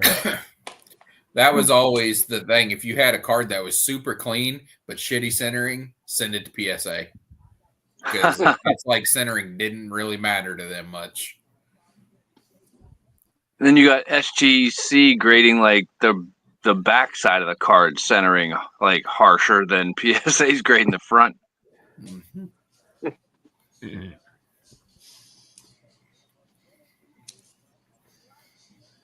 To each their Yeah. own. My only gripe with SGC is they're really bad at doing auto grades. Oh yeah, you mean like Like I've seen them give 10s to cards where the signature runs off. Okay, like so bad that they're like rubber stamping it more so than they should. It's almost like if they don't see a streak in it, that's a 10 auto. Yeah, I was watching. I just clicked on It Cometh a Egg. He was doing a live stream a couple of nights ago or something where he was going through in-person autos that he picked up on a bunch of baseball, like Reggie Jackson, Johnny Bench, and Nolan Ryan. Like, and he just was sharing his thoughts on like you kind of it's a legit auto, like the ones that were rejected, it's a legit auto because it's not like he was like the difference between like sitting down at a signing and being able to like do it. I don't know if you know Reggie Jackson's autograph. It's pretty nice, He takes his time with it. But if like you're, if he's just passing by, it's not going to be the same sort of like. It's a little bit more rushed, and maybe he doesn't have anything. He's signing on the back of his hand, like holding the card in his hand, signing it or whatever. So it's like he was just expressing frustrations with like, it's legit, but it doesn't make the grade because it doesn't look as perfect as the majority of his autographs. You know what I mean? So it's kind of a weird situation. And I always know a Clay Matthews in-person autograph from one done at a private signing or on cards. Yeah. He only puts the C for the first name. That's a big thing. When he's in a rush, walking through a line, C. Yeah, okay. Mm-hmm. What about like over the years? Like I got a lot of Meadows autographs, and I've noticed like, and I think like Nate has mentioned like Bonds, he would sign more legibly and like more a fuller autograph. I think McGuire, like people that player collect have noticed where it's changed over time. Like this, do you see Clay's like earlier stuff being more like His signature has barely changed. really? That's cool. Yeah, I can tell his early rookie year autographs. It's just stylized a little bit differently, but overall, his signature the form of it has not changed over all the years, which is really surprising. I'm happy it was that way. Yeah. But I definitely remember Bonds where you hadn't seen a signature from him for a long time, and then when he started signing with Panini, you could read every letter. Mm-hmm. It was very clean. And then now he's back to, signing with Topps again, and his signature's back to what it used to be back in the day. He's not signing every letter. Yeah. You can see you can make out the two B's, and then and then maybe a D, sort of looks like a D maybe. Yep. It's usually the first letter and last letter in the name. Mm-hmm. Make out the BY and the BDS type thing. But yeah, and it may have even been some of the, because I really feel like there was a Barry Bond. It was for Topps Tier 1. I think it was Bonds and Griffey had a dual auto. And it was the first time I think I remember seeing the fully written out Barry Bonds autograph. It looked really nice. But also at the same time, it's like, that's not what I want a signature to look like. I remember when it was back in the 90s. That's what I want it to look like.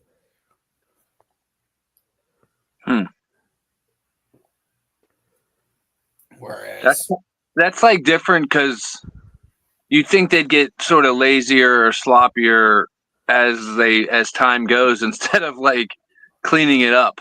Yeah. I guess it probably has a lot to do with how much they're asked to sign at a time. Yeah. Yeah, and Griffey's got a nice signature, so you got to like, you got to very pretty. Yeah, you got to do it right. Now, the two guys I collect most right now, Favre and Rodgers, they have 10 different signatures apiece over the years. It would change like year to year. Rodgers' signature now is one of the worst I've ever seen. It has gotten super lazy. So I would never, he'll be one I will never buy a redemption of. I've got to see the live signature before I spend any kind of money on it. Yeah. That's from all the mushrooms. Yeah, maybe. What's Caitlin Clark's signature like? I haven't actually, obviously shopped for any, but like, does she have a nice signature? I never even seen it. It's 2 season scribbles. Yeah, all right. Yeah, I mean it's not bad, but it's what you would expect. It was what you expect from athletes nowadays. Yeah. It's very consistent, I'll say, because from the in-person autograph videos that I see, she always gives like the same signature to everyone. Yeah. So Which is cool. nice. Yeah, it's consistent. Yeah. But if you were to just see a bunch of signed stickers, you wouldn't immediately say that's a female's handwriting. But it's nice. It's not just initials. It's a full signature. Yeah, there's plenty of worse. I think there's more examples of terrible signatures than there are good ones. That's why the good ones stand out so much, at least in my mind, like a Andre Dawson signature or something like that. Yeah, Andre Dawson's is awesome. Yeah. Killebrew. What's that? Harmon Killebrew. Yeah. Yep, Killer's got a nice one. Old timers seem to take that a little bit more serious. Well, that was Killebrew telling Puckett, like when he was a rookie, like, you're gonna sign for somebody, make sure you fucking sign so they know who the fuck signed it. Yeah. Take some pride in your fucking signature. Don't sit there and write Well, some it's scribbling crazy because reading.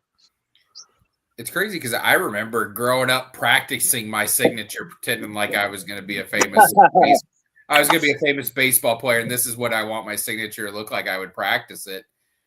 And these athletes nowadays, it appears as though they've never used a writing instrument. No, They No, give you them a look- pen and they're like, "What is this?" look at some of those perfect game like that. When Leaf comes out with it for like the high school baseball. Uh-huh. Look at some of those autographs. I mean, it's like literally somebody holding a pen like this and like just. Yeah. Do you know what you're doing here? I mean, I'm sorry this isn't a stylus on some fucking iPad or whatever, but you Yeah. know how to use a pen. A pencil. It seems you stopped at crayon and that was it. Caleb Williams has a really ugly signature. It's So a many. C. It's a C and W, but it almost looks like the @ symbol. It's pretty gross. You want a really good autograph? I mean, a really, really good autograph. Mhm. Eric, Sonia Centron. Check out her autograph. I was just looking them up a couple days ago. She writes her actual full name. No kidding. Right would- or like print? Because I've seen a lot of like Cursive. She went Bowman Chrome stuff, like prospects when you're from like Cuba or Dominican and they're like writing for the Okay. first time in their name. Spell her last name. I think it's CINT. Hold on, let me look it up. I don't want to. Because I have RON. Like I have Centron. CINTRON, but it's coming up with nothing. Maybe there's a U at the It's, end. CITRON. Oh, Citron. CITR.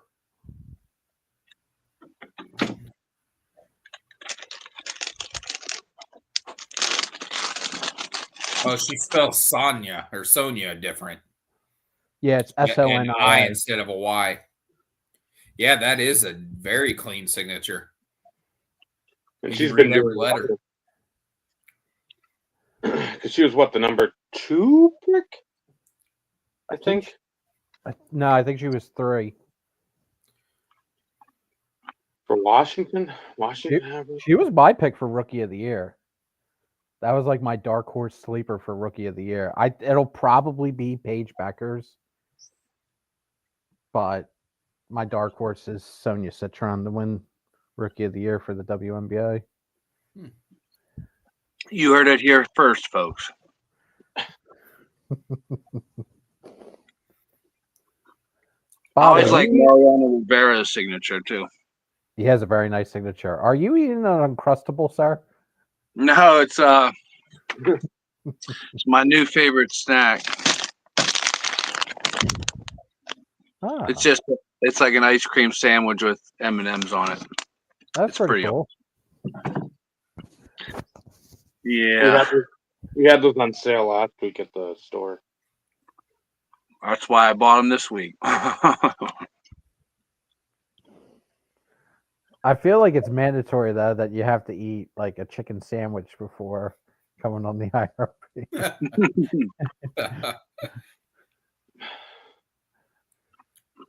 To a degree, I suppose, but yeah, Or at least think about it. yeah. Still Individual.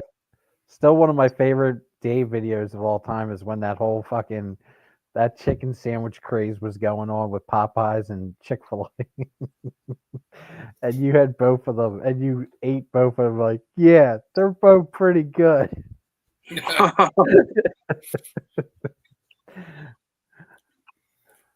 I still like turning the world upside down at Portobello's, and you're like, get the Italian beef, and then you get like a chicken sandwich, and I think I got a spicy as well. And you're like, you're not gonna eat all that, and like 15 minutes later, you look over, you're like, you taking one with you, or like, no, I fucking finished. What? What do you think? This body's fucking like full of nutrients that are good for you? Like, fuck no, come on. Especially when you don't think I'm going to actually like finish something. I'm like, oh, throw on another something. I'll eat more. I mean, somebody's going to pay for it, but that goes without saying. I underestimated Amish Dave Archer's power. Man, we went to like in a theme park this past Sunday, and it's like you can't leave without bringing like Pepsi AC. Like we're all just at that stage of life where it's like we know we have to have what we need in case we overeat. So like it's like next to the salt and pepper, you know. And that we're not sponsored by Pepsi AC or anything. not yet, anyway. Yeah. No, there's those become more.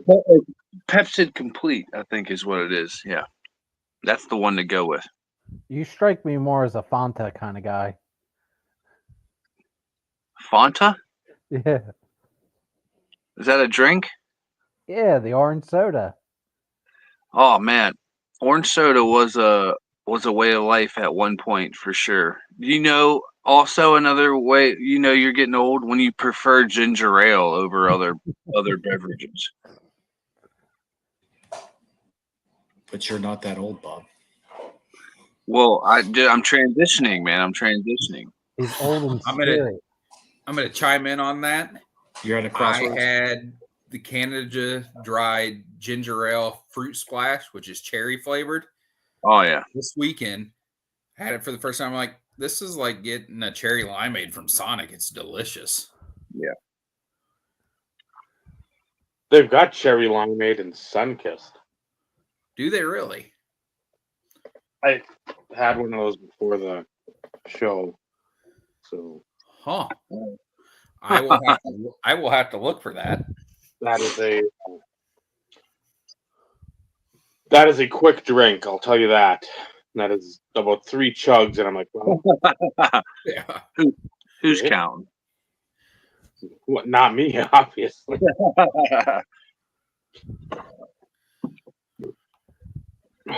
So yeah, that Where's Vincenzo at? I didn't catch up on chat if he's declared that. He's on the 8 Mile. Yeah, Well, he said he was. He said he was going to be late, but setting up camp.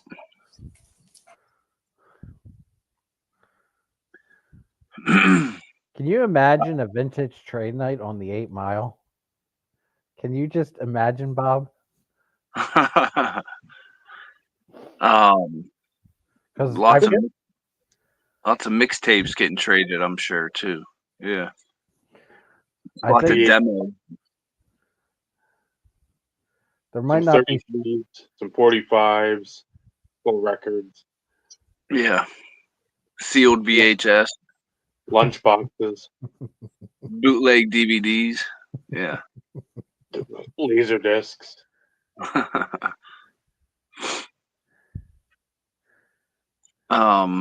Yeah, I'm up for it. on the mile. Yeah, just bring your stuff in like milk crates, you know, sitting on 5-gallon buckets. I feel like the guys though that are bringing like 20 to 50 grand might not have situational awareness though on the mile.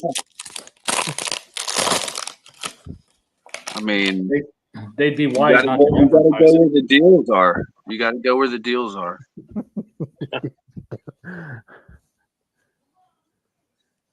There could be a gathering even, you know. Can you imagine the amount of videos that would be made if there was like a IRS raid on a trade night? Can you imagine? My thoughts on the raid incident. Is this good for the hobby? Paul, they will vote at this year's national on where 28 will be. So no, there is no decision yet. It'll be probably 2 months after the national's over with before anybody hears. I mean, I'll ask some dealers who they voted for. Usually they're pretty forthcoming with that information. What are we voting on? I missed that. It's either going to be Detroit or Atlanta. Oh, So who The you voting 28. for? Who would you vote for? I'm above the Mason-Dixon line kind of guy. No offense to anybody. Yeah, Detroit, right, big dog? Yeah. Yeah, that's what I would vote for Detroit. You don't have to worry about security. Ed 209 is going to take care of that. That's right. I mean, I self-defense isn't like something I'm like tuned into, but if I had to, I could scrap for like a couple minutes. I thought John Mangini taught you how to use nunchucks at the Atlantic City National, didn't he? I mean, I've watched a couple tutorials, but I still hit myself in the nuts like every other time. So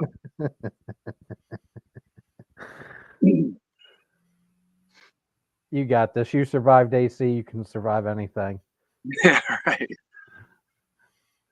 Yeah, I walked from where we stayed. I walked to the convention one day, and it only took one walk to know that was probably a bad idea.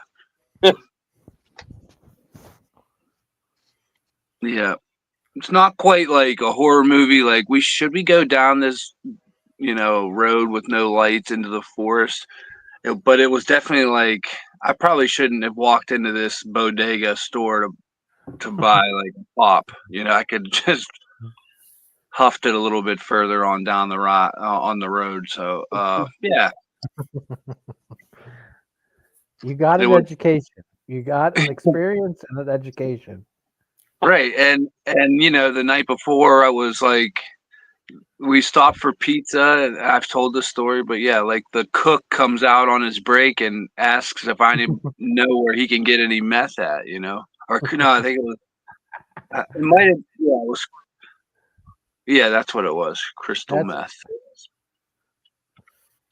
And there was like 3 dealers that got fucking robbed at that national. Well, you got close. I got close. I almost fucking ran somebody over to escape. If I had if it was in Detroit and I had Ed 209, I wouldn't have to worry about this. What's the over under on dealers getting robbed in Detroit in the parking lot? 3.5. Wow. Yeah. Well, what are they gonna have? Are they gonna have Ed 209? I mean, I don't know. Yeah, they are. And you got 20 seconds to comply.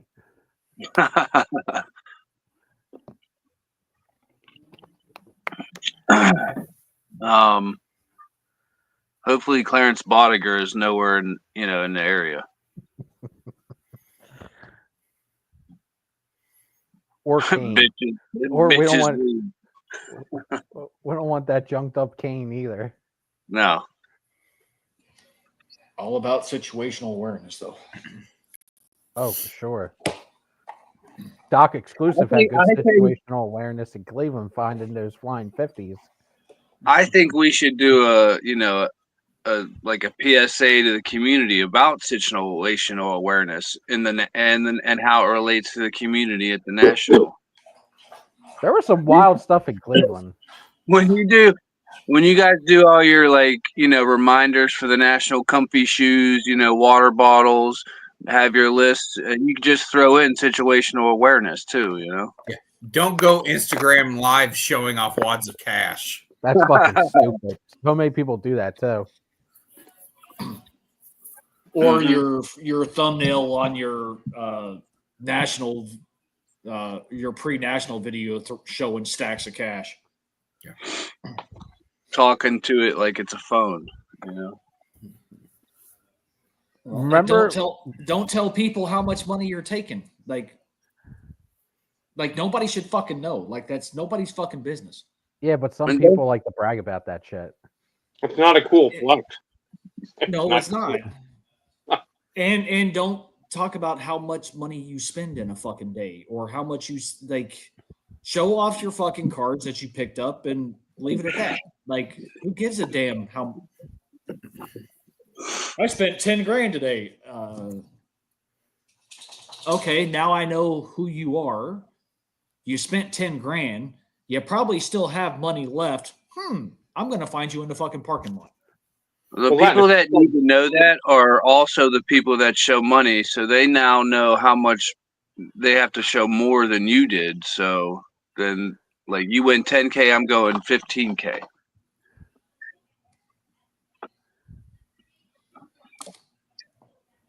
As opposed to the uncomfortable ones.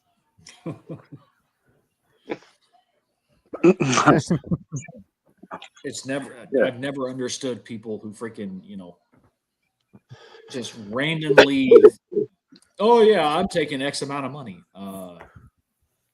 Why are you telling people? Dude, I'm still of the mindset, like, I don't even want people to know I'm out of town because then they know my house is empty. Yes. Well, there's that too. It's like, You get robbed at the National, and then you get home and you got robbed while you were away. The double whammy. Yeah. yeah, all the stuff I post on social media and all my collecting room and everything here, that shit doesn't hit my main page. Yeah. Because I don't want anybody even in the town that I'm in knowing I have the shit that I have.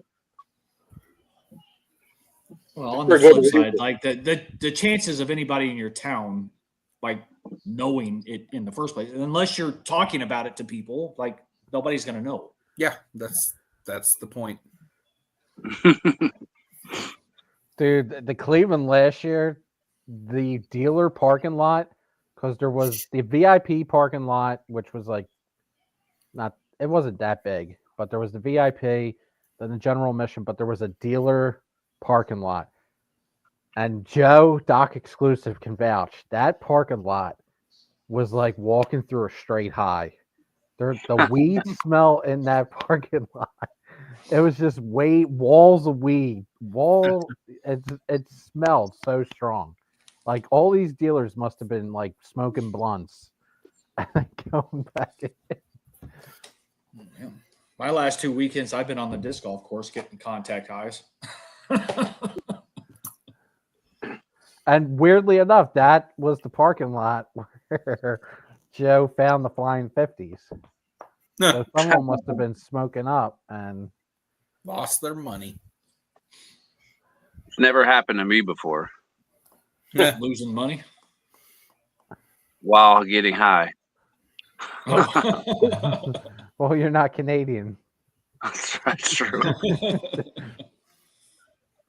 That only happens in Cleveland. To Canadians. To Canadians. Yeah. Well, at least it was somebody who wasn't a douchebag, Yeah.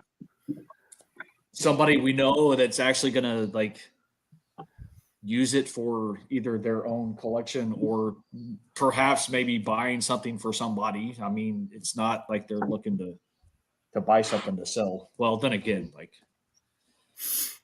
I don't know. Joe could be that sneaky guy who, like, looks for deals and then sells shit. I don't think so, but you never know. He is Canadian. This is true. He's not opposed to picking up stuff for cheap and, like, sitting on it in the event that he can move it later. Like, that's not uncommon for a lot of us. And that's No, right. It's almost like I'd be dumb if I didn't buy this for the simple fact that I'm not going to let somebody else take advantage of it.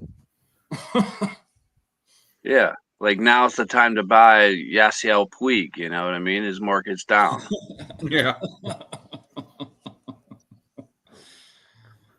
Or Wander Franco. Dude, he got dropped like a hot potato.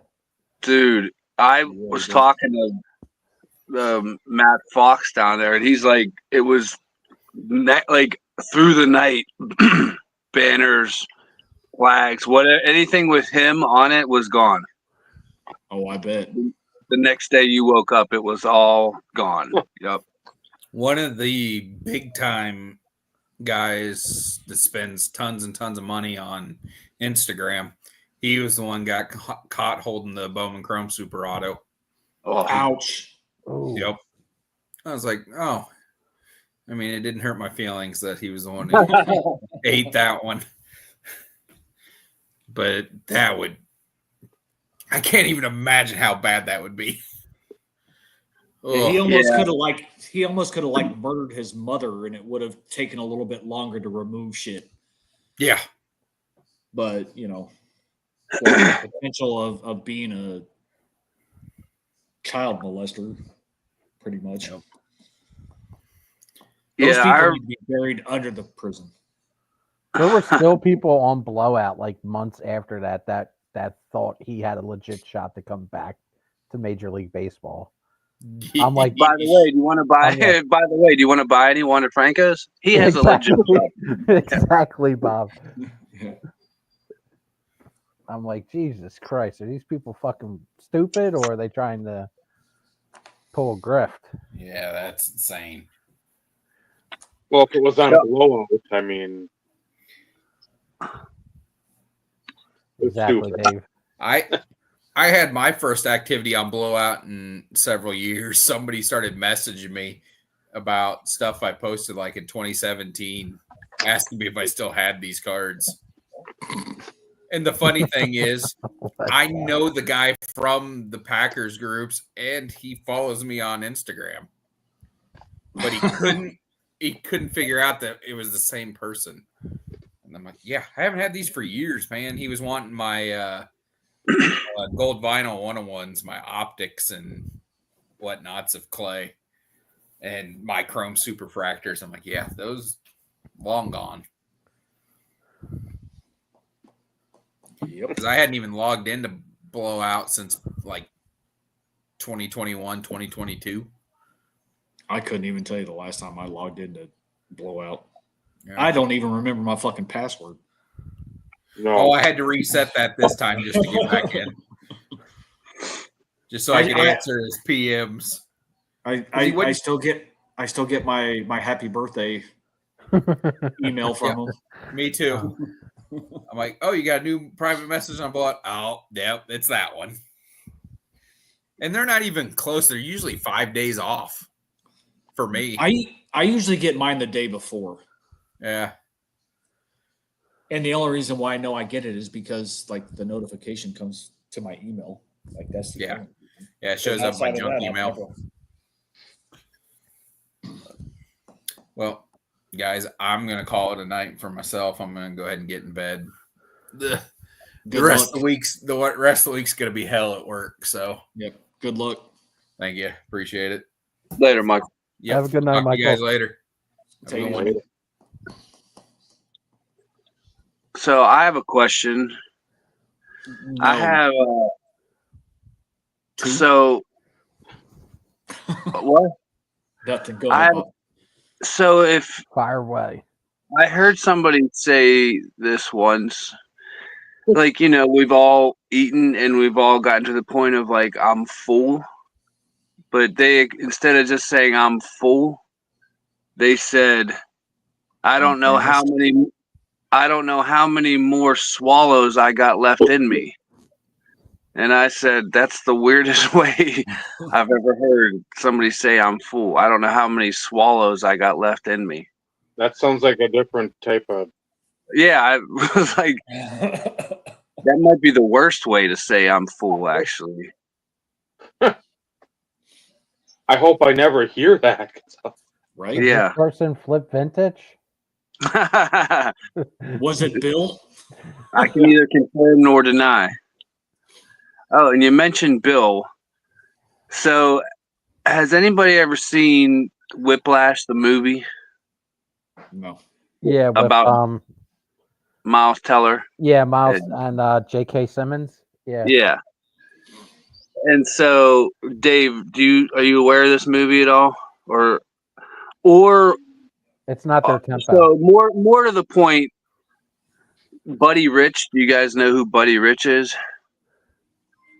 I've heard So of Buddy him. Rich is like he was like a famous drummer in like 70s and 80s. Probably career dates further on both sides of that, but he's like, if you're a drummer, you know Buddy Rich, and Bill sent me a video of his where like the guy, it looks like he's having a heart attack while drumming, and he was just the man.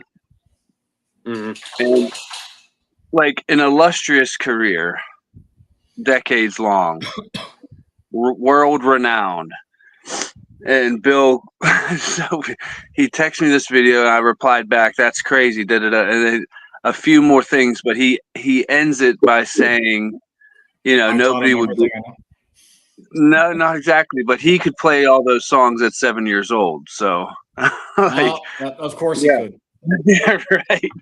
I was like, that's crazy, man. You're one heck of a drummer, and like, I just Which roll Bill with it is now, this? as you guys Prove know. it. Do I Yeah, know no. this, Bill? I'd What? almost fucking rent a drum set and freaking take it in and be like, okay, let's hear it. Let's see it. Well, yeah, I told you he worked at the Pentagon, right? Yeah.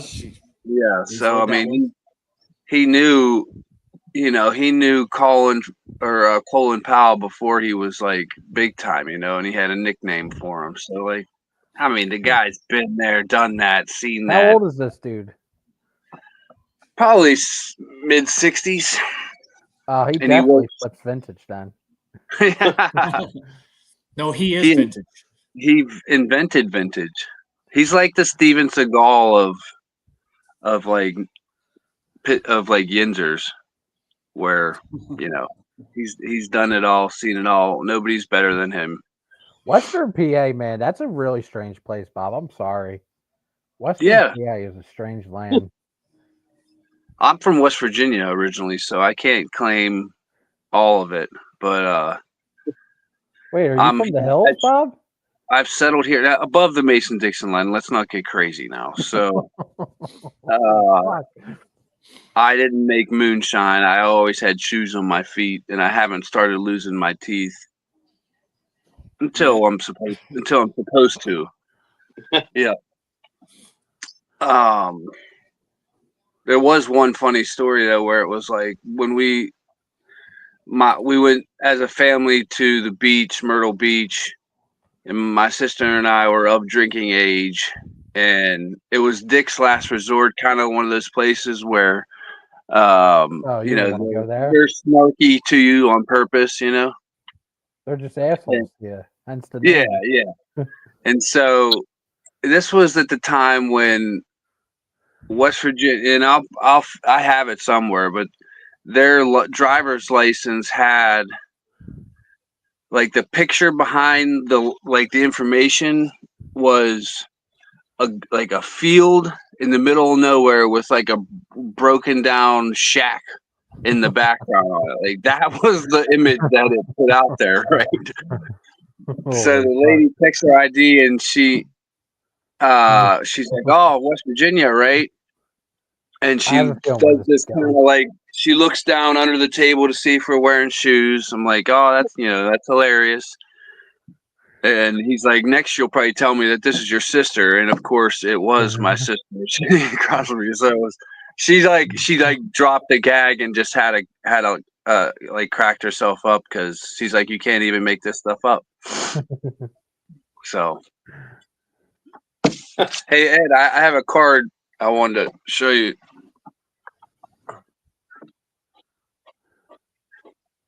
Was the food any good, Bob? What do you think about that? Can't see shit. What? This is the Yeah. most optimal way to show off your card. Oh wait, that's better than no. If you gotta be in the shadows more. Oh, is that Nathan Peterman? You know it is, man. Holy shit. He made the rounds in the group chat for a while there. Now every time I see him, I only think of you. Bob, That was that. How come you Go didn't ahead. send that in the PSA already? Well, and that's what the red yellow variation or whatever too. Yeah, I was just about to, and then he threw like 8 picks in a game or something, and his market went down. So I just missed my window. I think he's the only quarterback in history to throw like 8 straight picks on pass attempts or something like that. Yeah, it was. Of course, I got this card too.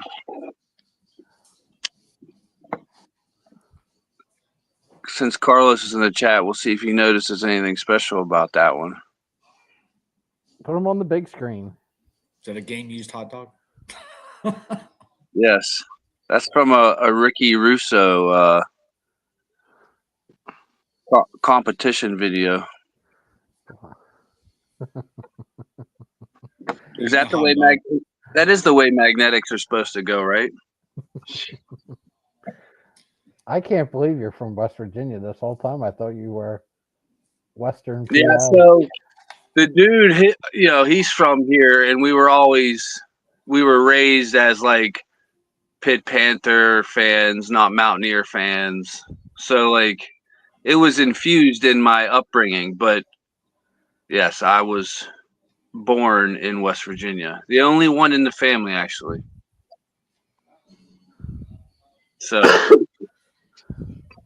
So I got that to look forward to, which is nice.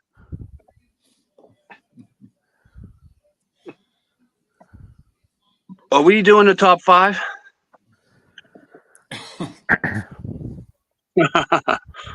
Top 5 what? Top 5 tips for the national? Oh, it's gonna be the next week. Come on. We already told you that, Ed. Yeah, we covered that.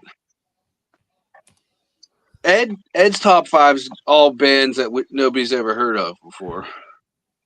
Oh, the music thing?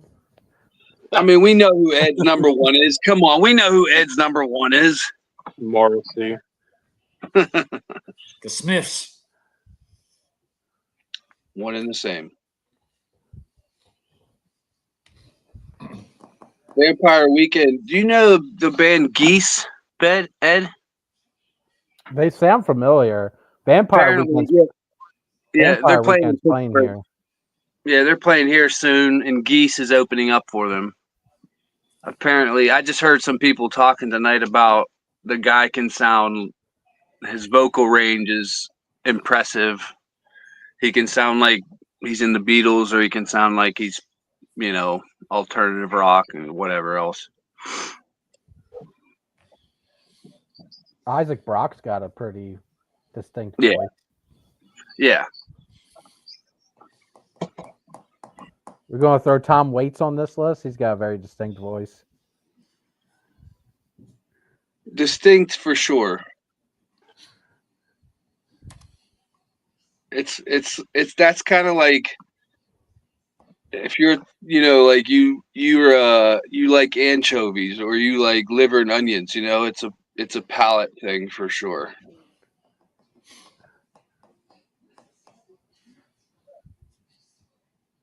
I'll bet Steve and I have at least one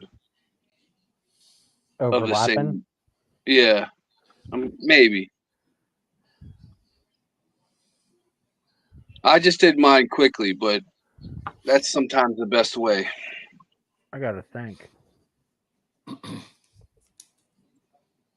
I gotta think, so he goes off camera. I'm gonna go. His thinking process is intense, Steve.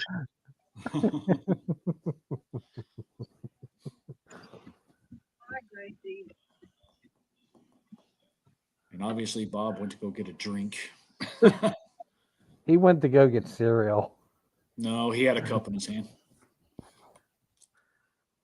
He did that earlier. Or he'll do it in after hours if we actually make it to after hours.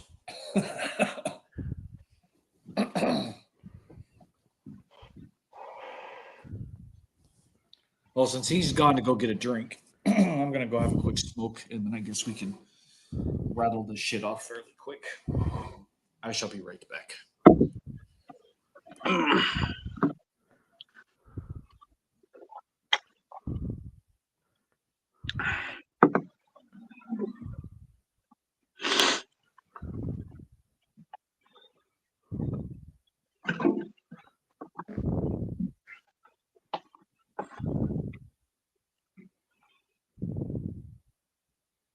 So how was the amusement park?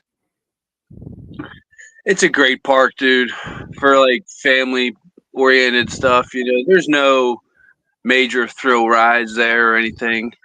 It's not like people going for that at all.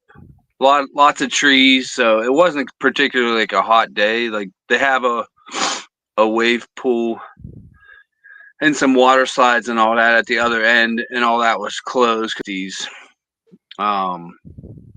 But yeah, it was a fun time. They got a nice kiddie land for the 4-year-old, and my 8-year-old.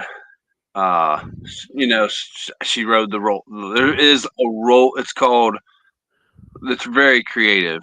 The roller coaster's name is called the Rollo Coaster. So, and they have a wild mouse there, but it's like literally all, and I don't mean the word literally like figuratively. I mean literally, it's always closed. So like on day one, they just can never get it working right. What about That's on all right. day 0? Right. That's only for VIPs and weed smoking dealers. Yeah, don't forget about them weed smoking dealers. You might be able to get an extra card or something though. Like I paid you already. What? Oh man. Okay.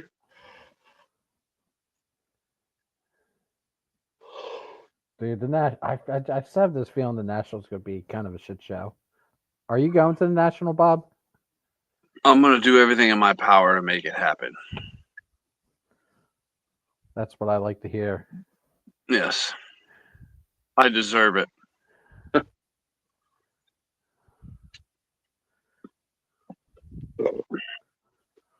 Have you been consistent that you haven't gone to in recent years? You kind of froze up there. I didn't hear what you said. Are there any nationals that you've missed in recent years? The only National I've missed, 2017. Wow. All right. That was Oh, before my first was 19, so yeah. Because I went 16. I didn't go 17. I went 18, 19. There wasn't one on 20, 21, 22, 23, 24. Nice. Yeah, that 18 one, it was in Cleveland, right? Yeah, it was. Yeah. Yeah, and like I wasn't making videos, I don't think yet, or just a few. And it was like that 3 or 4 hour live stream up at the table.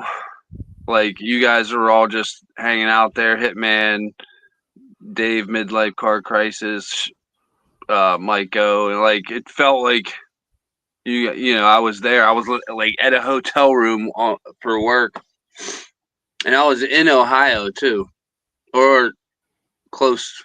I can't remember where I was, but You were in West Virginia.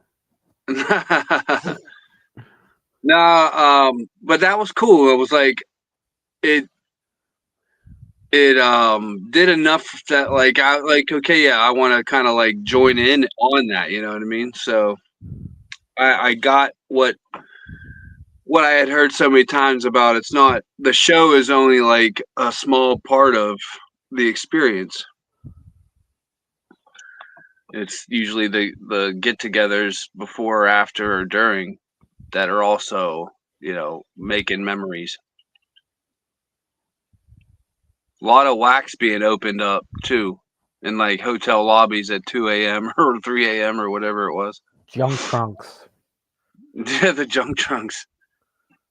I think he still has like one.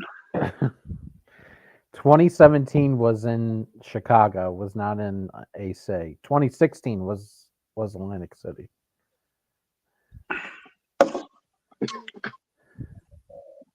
Is that an all the time thing now, or it's every other year in Chicago? It's going to be in Chicago the next 3 years, Bob. So this year, 26 and 27. That's what I'm saying. It's just like it's going to be, because if the attendance just grows modestly to what it's been doing the last couple of years, Yeah. the facility's not going to be able to sustain those numbers. So I don't really know what they're going to do. I threw it out there last year that they might have to do an attendance cap. Because like a couple people were like, that's an absolutely batshit crazy idea. That's never going to happen. But like theoretically, what happens if like 160,000 people show up? You can't have 160,000 people in the convention center. I think you should get out ahead of that and say my thoughts on the impending national attendance cap. And I have done that. I'm waiting for someone to steal it though. It will happen. Give it time. It will happen. And his comment section will inevitably say, "Wow, you're so forward thinking. Please subscribe to my channel. Like and hit the bell." Yeah. You know, people That kind of really, like. Go ahead, Ed. people like, it's really kind of sad. But I've seen like videos within the last like couple months where like people legitimately, what's the right word? Get really stressed out if their videos get views and subs and likes. Like they really like take the shit overly seriously. I mean, Yeah. I guess we've had that element since the pandemic, but I mean, they're card videos, man. People have to psych themselves out to freaking go live on or to record a video. Like just hit record and go. No, but it's not even that. Like a couple people, like I've seen a couple videos where people were saying, "Oh, well, this was so stressful, and I'm only getting like 200 to 300 views per video. I want to get like 5 to 6. This is real addictive." And I'm just like, I think you're missing the whole point of why you should be doing videos, especially if you're doing fucking sports card videos. It's just like, it's supposed to be for fun. Too many people have made it out to be a source of income.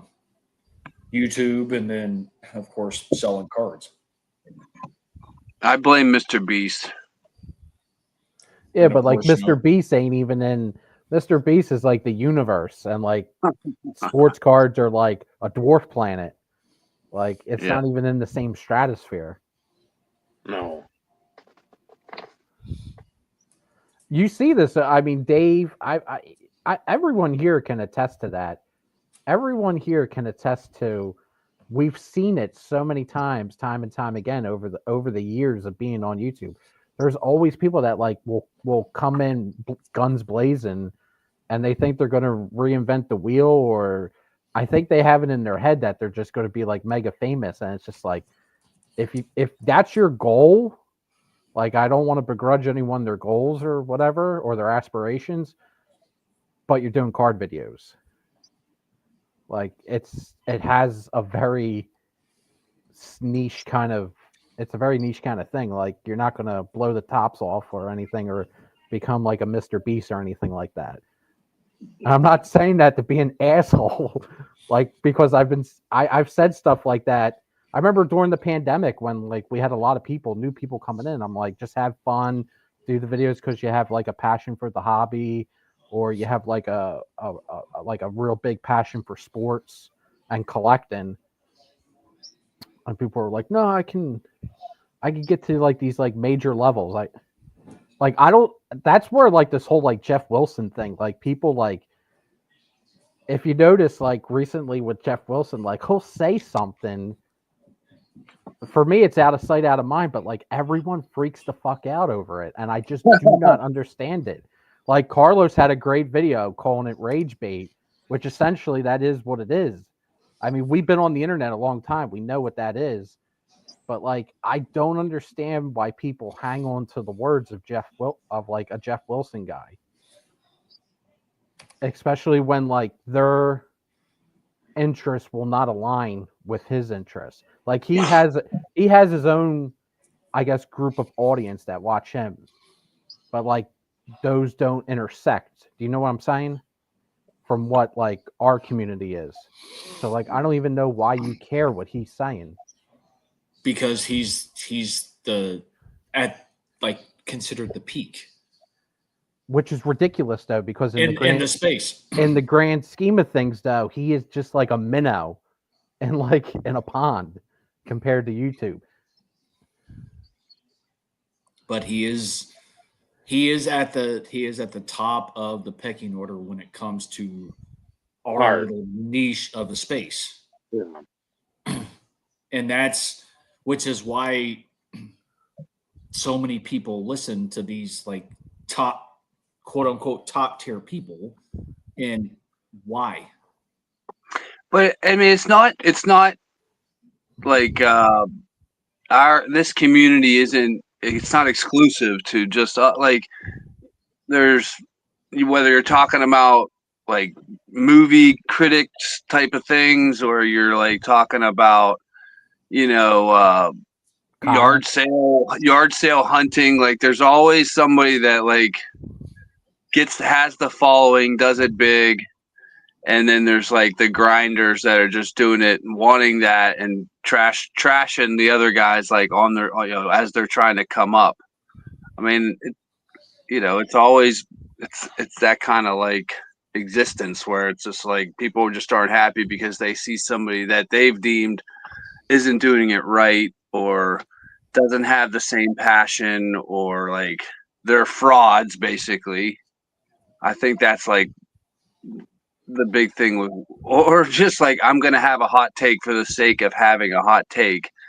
And the people that would make like reaction videos, and I'm going to throw my 2 cents in, and like, it's just kind of biting off of the person that you like are coming at, like, I don't know. It's like, I can't have an opinion on my own. I have to like dog somebody else's and while like throwing mine in there. I don't know. It gets messy, dude. Like ultimately, just like what Ed said and what I listened to when I came in, to guys that were like a Mike O that would say, like, if you're not doing it for fun, like you're not going to be YouTube famous. Like I kind of knew that going out. I believed it. Like getting to 1,000 subscribers was like a milestone that seemed impossible, and I still am not.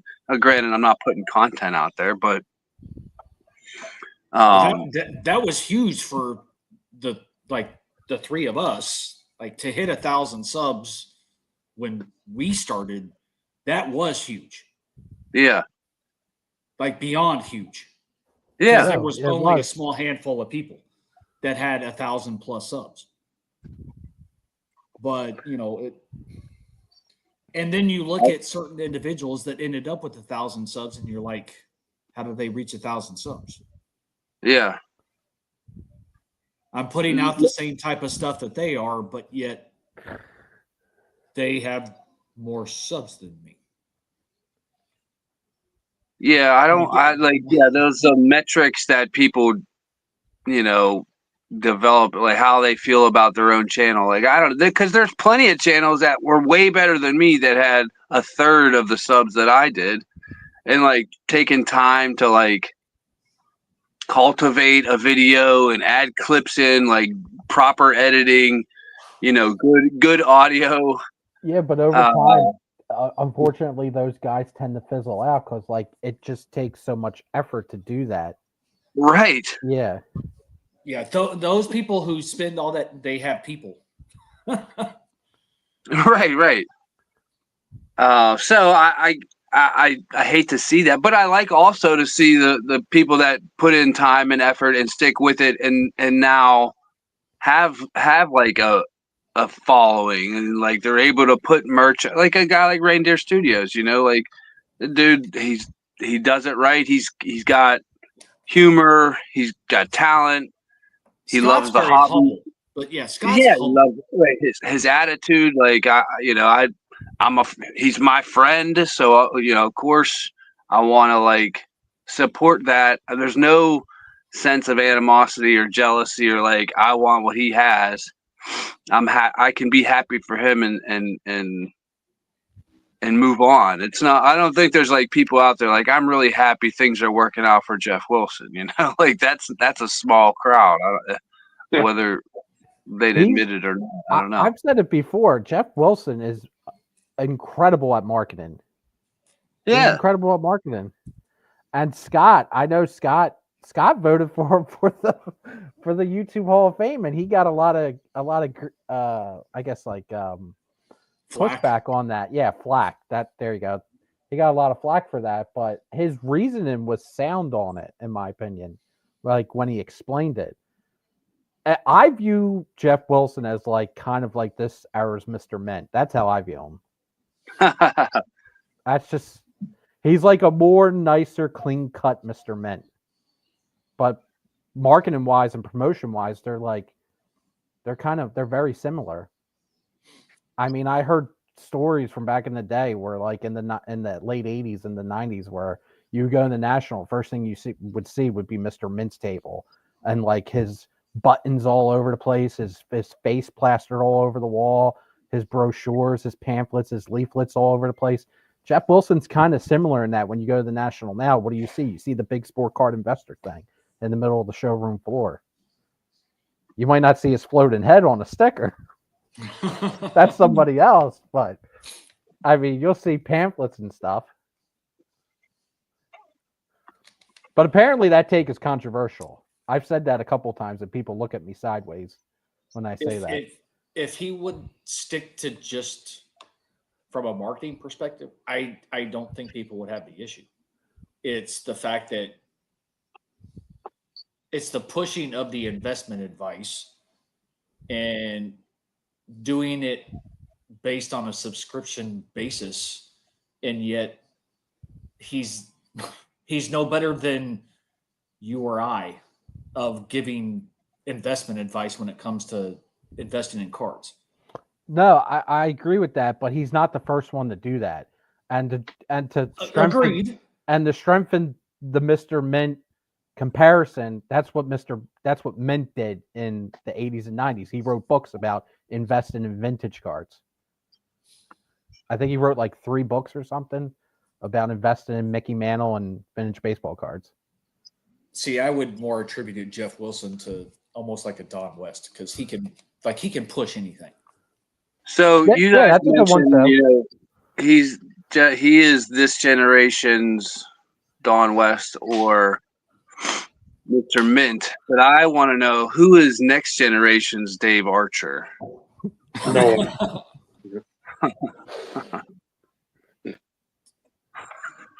I'm going to say his net worth is going to be under that 10 million mark. You think? Yeah. The next Dave Archer? No, I was answering the question. This question. Only because of what, granted, you probably don't see all of it, but when you sit there and look at some of his past transactions and things along those lines, I think most of the money that he actually spends is his wife's, not his own. Sugar mama. Just my opinion. But somehow, again, like if you're talking on paper, he could be worth that because how much money was put into freaking whatever the fucking store is in Atlanta. Granted, I don't think it was all his either, because I know he probably had investors. Something. But it was significant amount of money invested in that store. But like, you can guarantee it wasn't all his. At one time, I could probably say 100% would have been over 10 million.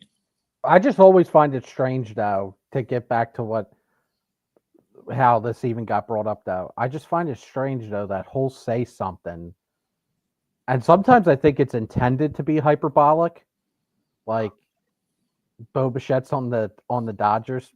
Who knows? Maybe he did that on purpose because to get people to talk about it. I feel like it just fuels the engagement, but I just don't know why certain, I guess, areas in our space just like fixate on his words so much. And like just give him more. You're just feeding the beast. Well, because I mean, you can make the argument right now we're feeding the beast, but because we're talking about it too, but it's just. But it's the fact that capitalism is like, when you think about things, like everybody wants the fast, easy buck. And people are going to buy into anything that is going to make them rich. And that's the thing. It's somehow, shape, form, or fashion, he comes out of the middle of nowhere and he's this all-knowing sort of smart investor guy. And somehow this big following and all this. At the end of the day, people want get rich quick. And, it's what people fail to realize. And this is the biggest complaint that I've always had about these investors and the people who push investments is they don't give you all the ins and outs. You see the big things. You don't see the amount of work involved, the grind, the time, the money. You don't see all of it. So what they're conveying is not the whole picture. So they're basically selling a product without really giving you information about the product. It's all the rainbows and sunshine and unicorns. And yet they're not focusing on the toilet flower cards, the bullshit. So it's all the hype and not the rest of it. And people buy into it. Because it's all about wanting to make big bucks. Sell the hype. Yep. And that's all it is.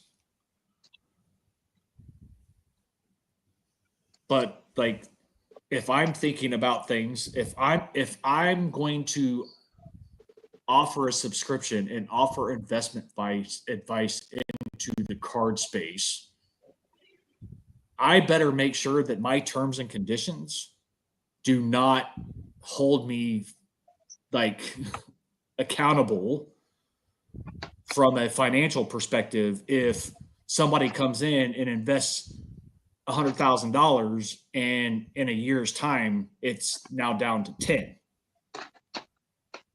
Like, I must not bought the dead. Like, why anybody would put themselves out there with the risk of being sued? Well, like you said earlier, you bought a case of blasters, right? But like, it's not like you're out there promoting other people. Like, you're on the train of like everybody should be doing this. No. Because and Caitlin Clark could have a career-ending injury this season. You know what I mean? You're God forbid. correct.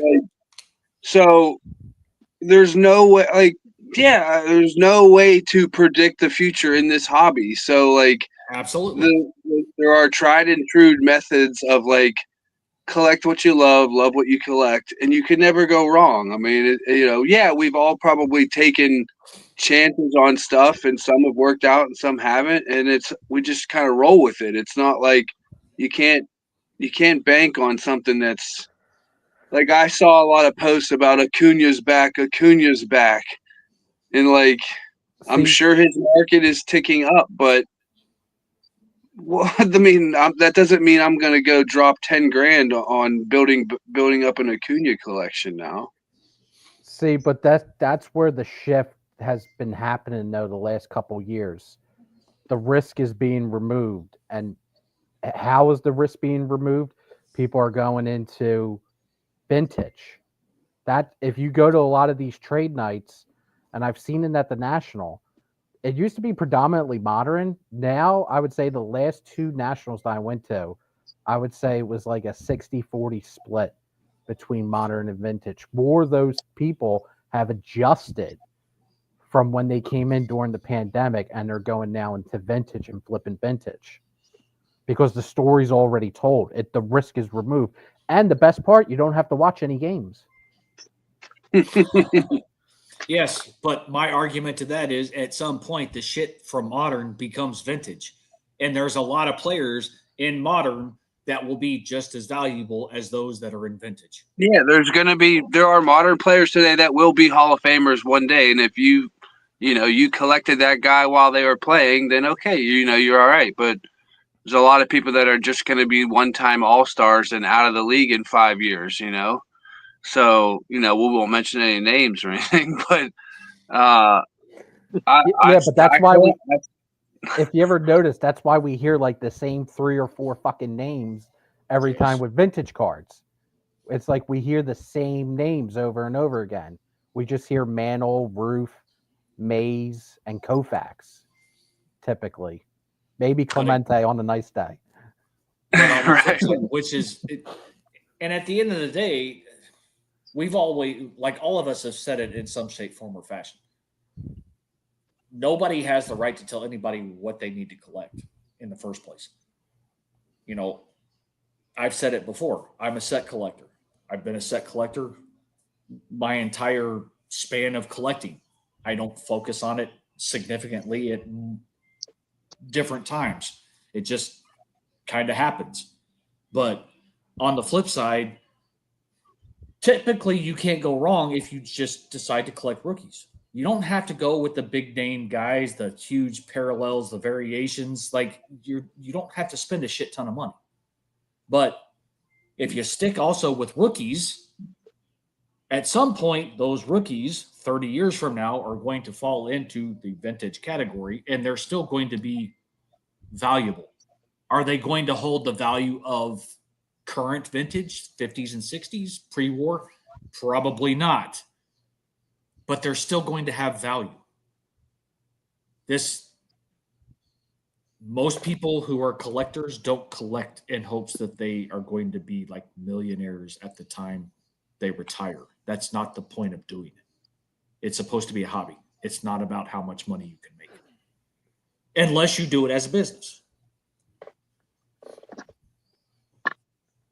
So nobody's gonna deter me from like the way I think when it comes to the way I collect. Doesn't matter because it's what I want to do. That's the beauty. Anybody else wants me to do. That's the beauty of collecting, though. There isn't a right way on how to do it. Like Correct. there isn't a handbook, and you're like, okay, you got to do X, Y, and Z, and I don't know. That's what it feels like people are trying to do now. Like you have to do X, Y, and Z, or else you're a stupid motherfucker. And it's just like not everyone is collecting for monetary reasons. Correct. Because if that was the case, Dave owes money. So, like this card right here, probably some people would buy this because it's like, I think it's a second year card. Oh no, you froze. He's coming back slowly. There he is. I didn't buy it as a second year Brooks Robinson. Make it big. Make it big. If you could, Dave. If you make it big, you might completely freeze. That's like, look at that ridiculous look on his face. That's why I bought this card.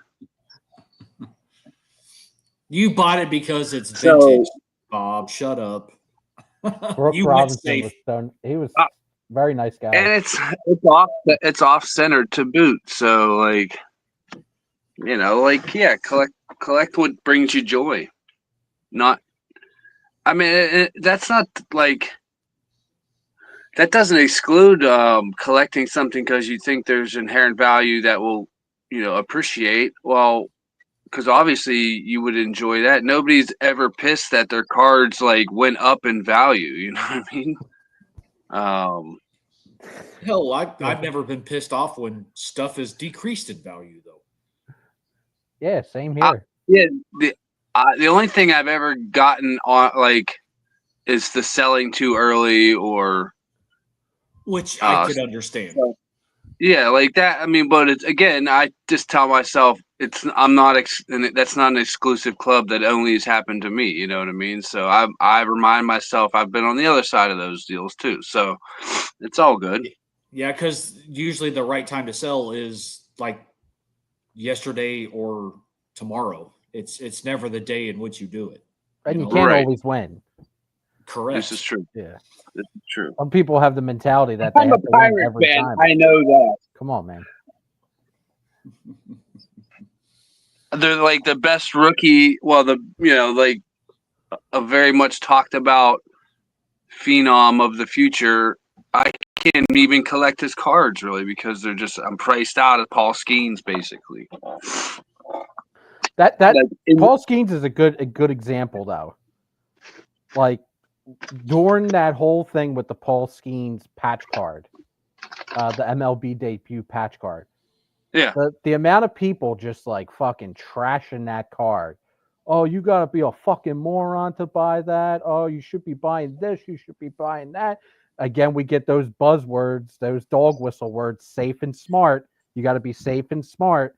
And the implication being, oh, you should be buying this because it'll retain value. Like who give? Like, not everyone is buying cards to retain value.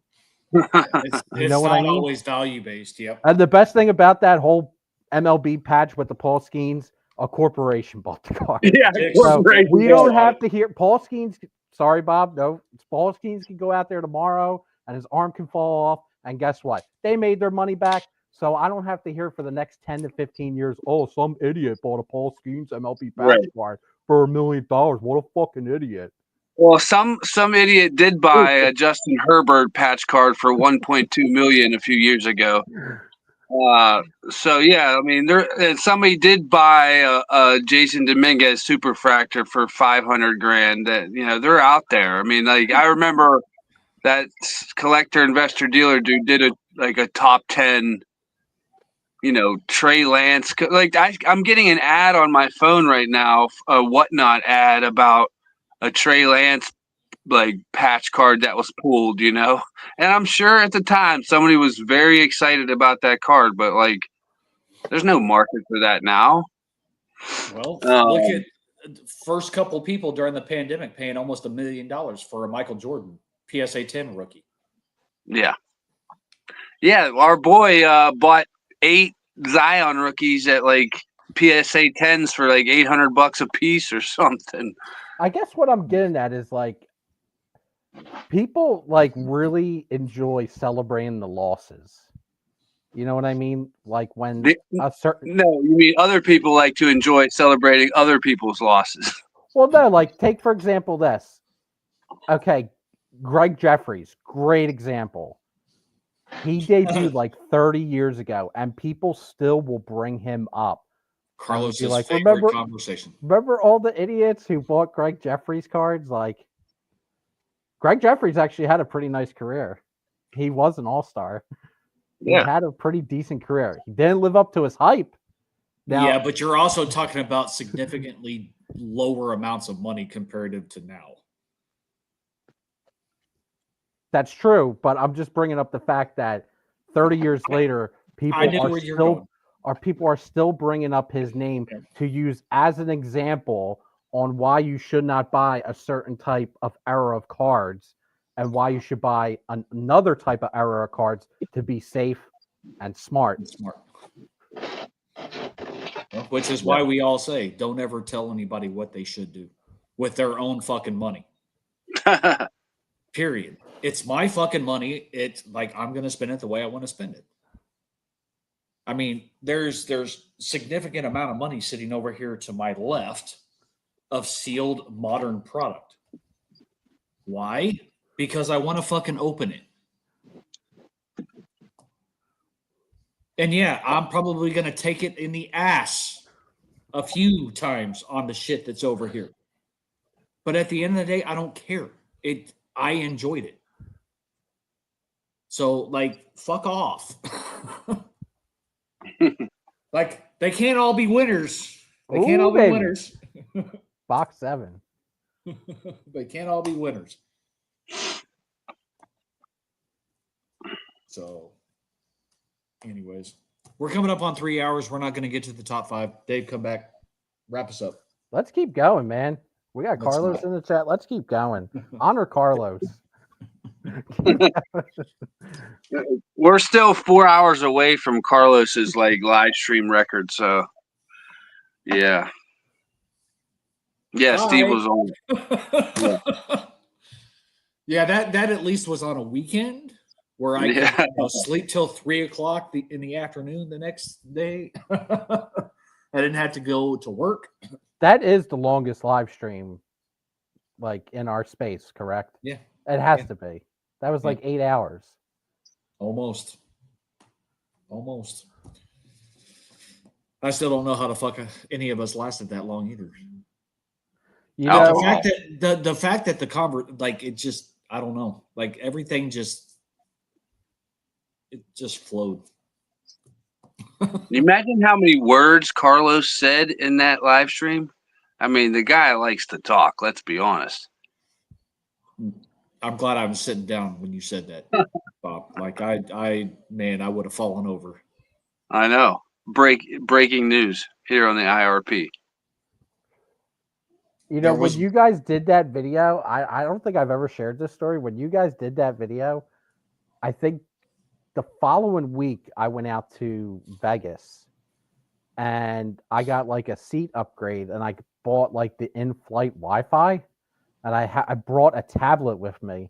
So I'm like, well, this is a 5.5 hour flight. I'll watch that live stream. And No, you won't. and well, the funny part of this story is it took a while to get YouTube up because in-flight Wi-Fi is still kind of ass. But I got YouTube up and I go to click on the stream, and I guess because the stream was so fucking long, the whole Wi-Fi network went down on the plane for fucking like 30 minutes. And like everyone was complaining, and I'm like, I'm pretty sure that was me. I took up probably too much damn space watching this 8-hour live stream video. See, you should have downloaded it first, and then you would have had to use the Wi-Fi. He would have needed 2 phones, so Yeah, I would have probably needed a fucking supercomputer to download 8 hours. he needs the backup, or what do they call them, like exterior hard drive to support it. That's funny. Is that a Mountain Dew, Dave?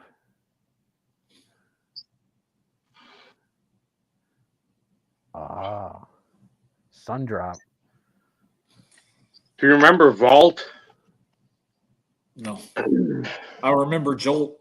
or Surge? We'll say Jolt. Surge, It's along those lines. Mellow Yellow. Better No. than Mountain Yellow. Better. Bob, you strike me as a Mr. Pip kind of guy. You ever I'll have any drink you a bit. I Dr. got Sun, nothing. Bob, They- I think will drink anything. Isn't that Dr. Pip? Is that Dr. Pip? No. No, Dr. Oh. Sun. Yeah, I'll dude, I was drinking RC cola for a while there because it was the cheapest. RC. It's not bad. Royal Crown. Is that what it stands for? That's a good trivia question. I have no clue. I believe so. I just found out why Sierra Mist no longer exists like recently, so that's how late to the game I am. There's a cool YouTuber out there that does like videos on all the like the major brands and like their origins and history. I think it's forget what his channel's name is. He's a big one though. It's like the brand manager or something. Hmm. I don't know. I'll put it in the chat. Baseball. There's some British dude that does like recaps of companies. Like I saw one of like him doing Kodak, where like they were like the 5th biggest company in the world in like the 70s, and then just their progression like 10 years from now, like, and now they're bankrupt. Like every year, like he sets up a meeting where like somebody came up with a digital camera and they're like, what are you doing? Yeah. Anyways, I'm not going to recreate the whole video, but yeah, I think you should end the show, Dave, before I start rambling more. Well, you know, another good YouTuber, speaking of like British YouTubers, Mark Felton Productions. And I bet Carlos and Paul both also watch Mark Felton Productions. He's like the World War II historian guy. Oh, sweet. Great shit. Well, Dave would like to jump on board with that one. I don't even know what is. Let's see if we can find it quick. Yeah, quick. Only because I am thinking about you, since you got to be up at the butt ass crack of dawn. Oh, Damn, we hit the 3-hour mark. That's the only reason why like we don't even go like the 4 and 5 hours except during the Christmas episode, because like Dave is a walking zombie. that's correct. Dave, you ever find out who dropped all that whipped cream in the freezer? That's very random, I know, but I was kind of curious. The dairy cooler. The dairy cooler? Did you find the assailant? It was one of our many Mensa members. We got just. Somebody says it's a short bus, and I'm like, no, this is like a literal fleet of greyhounds that drops them off. And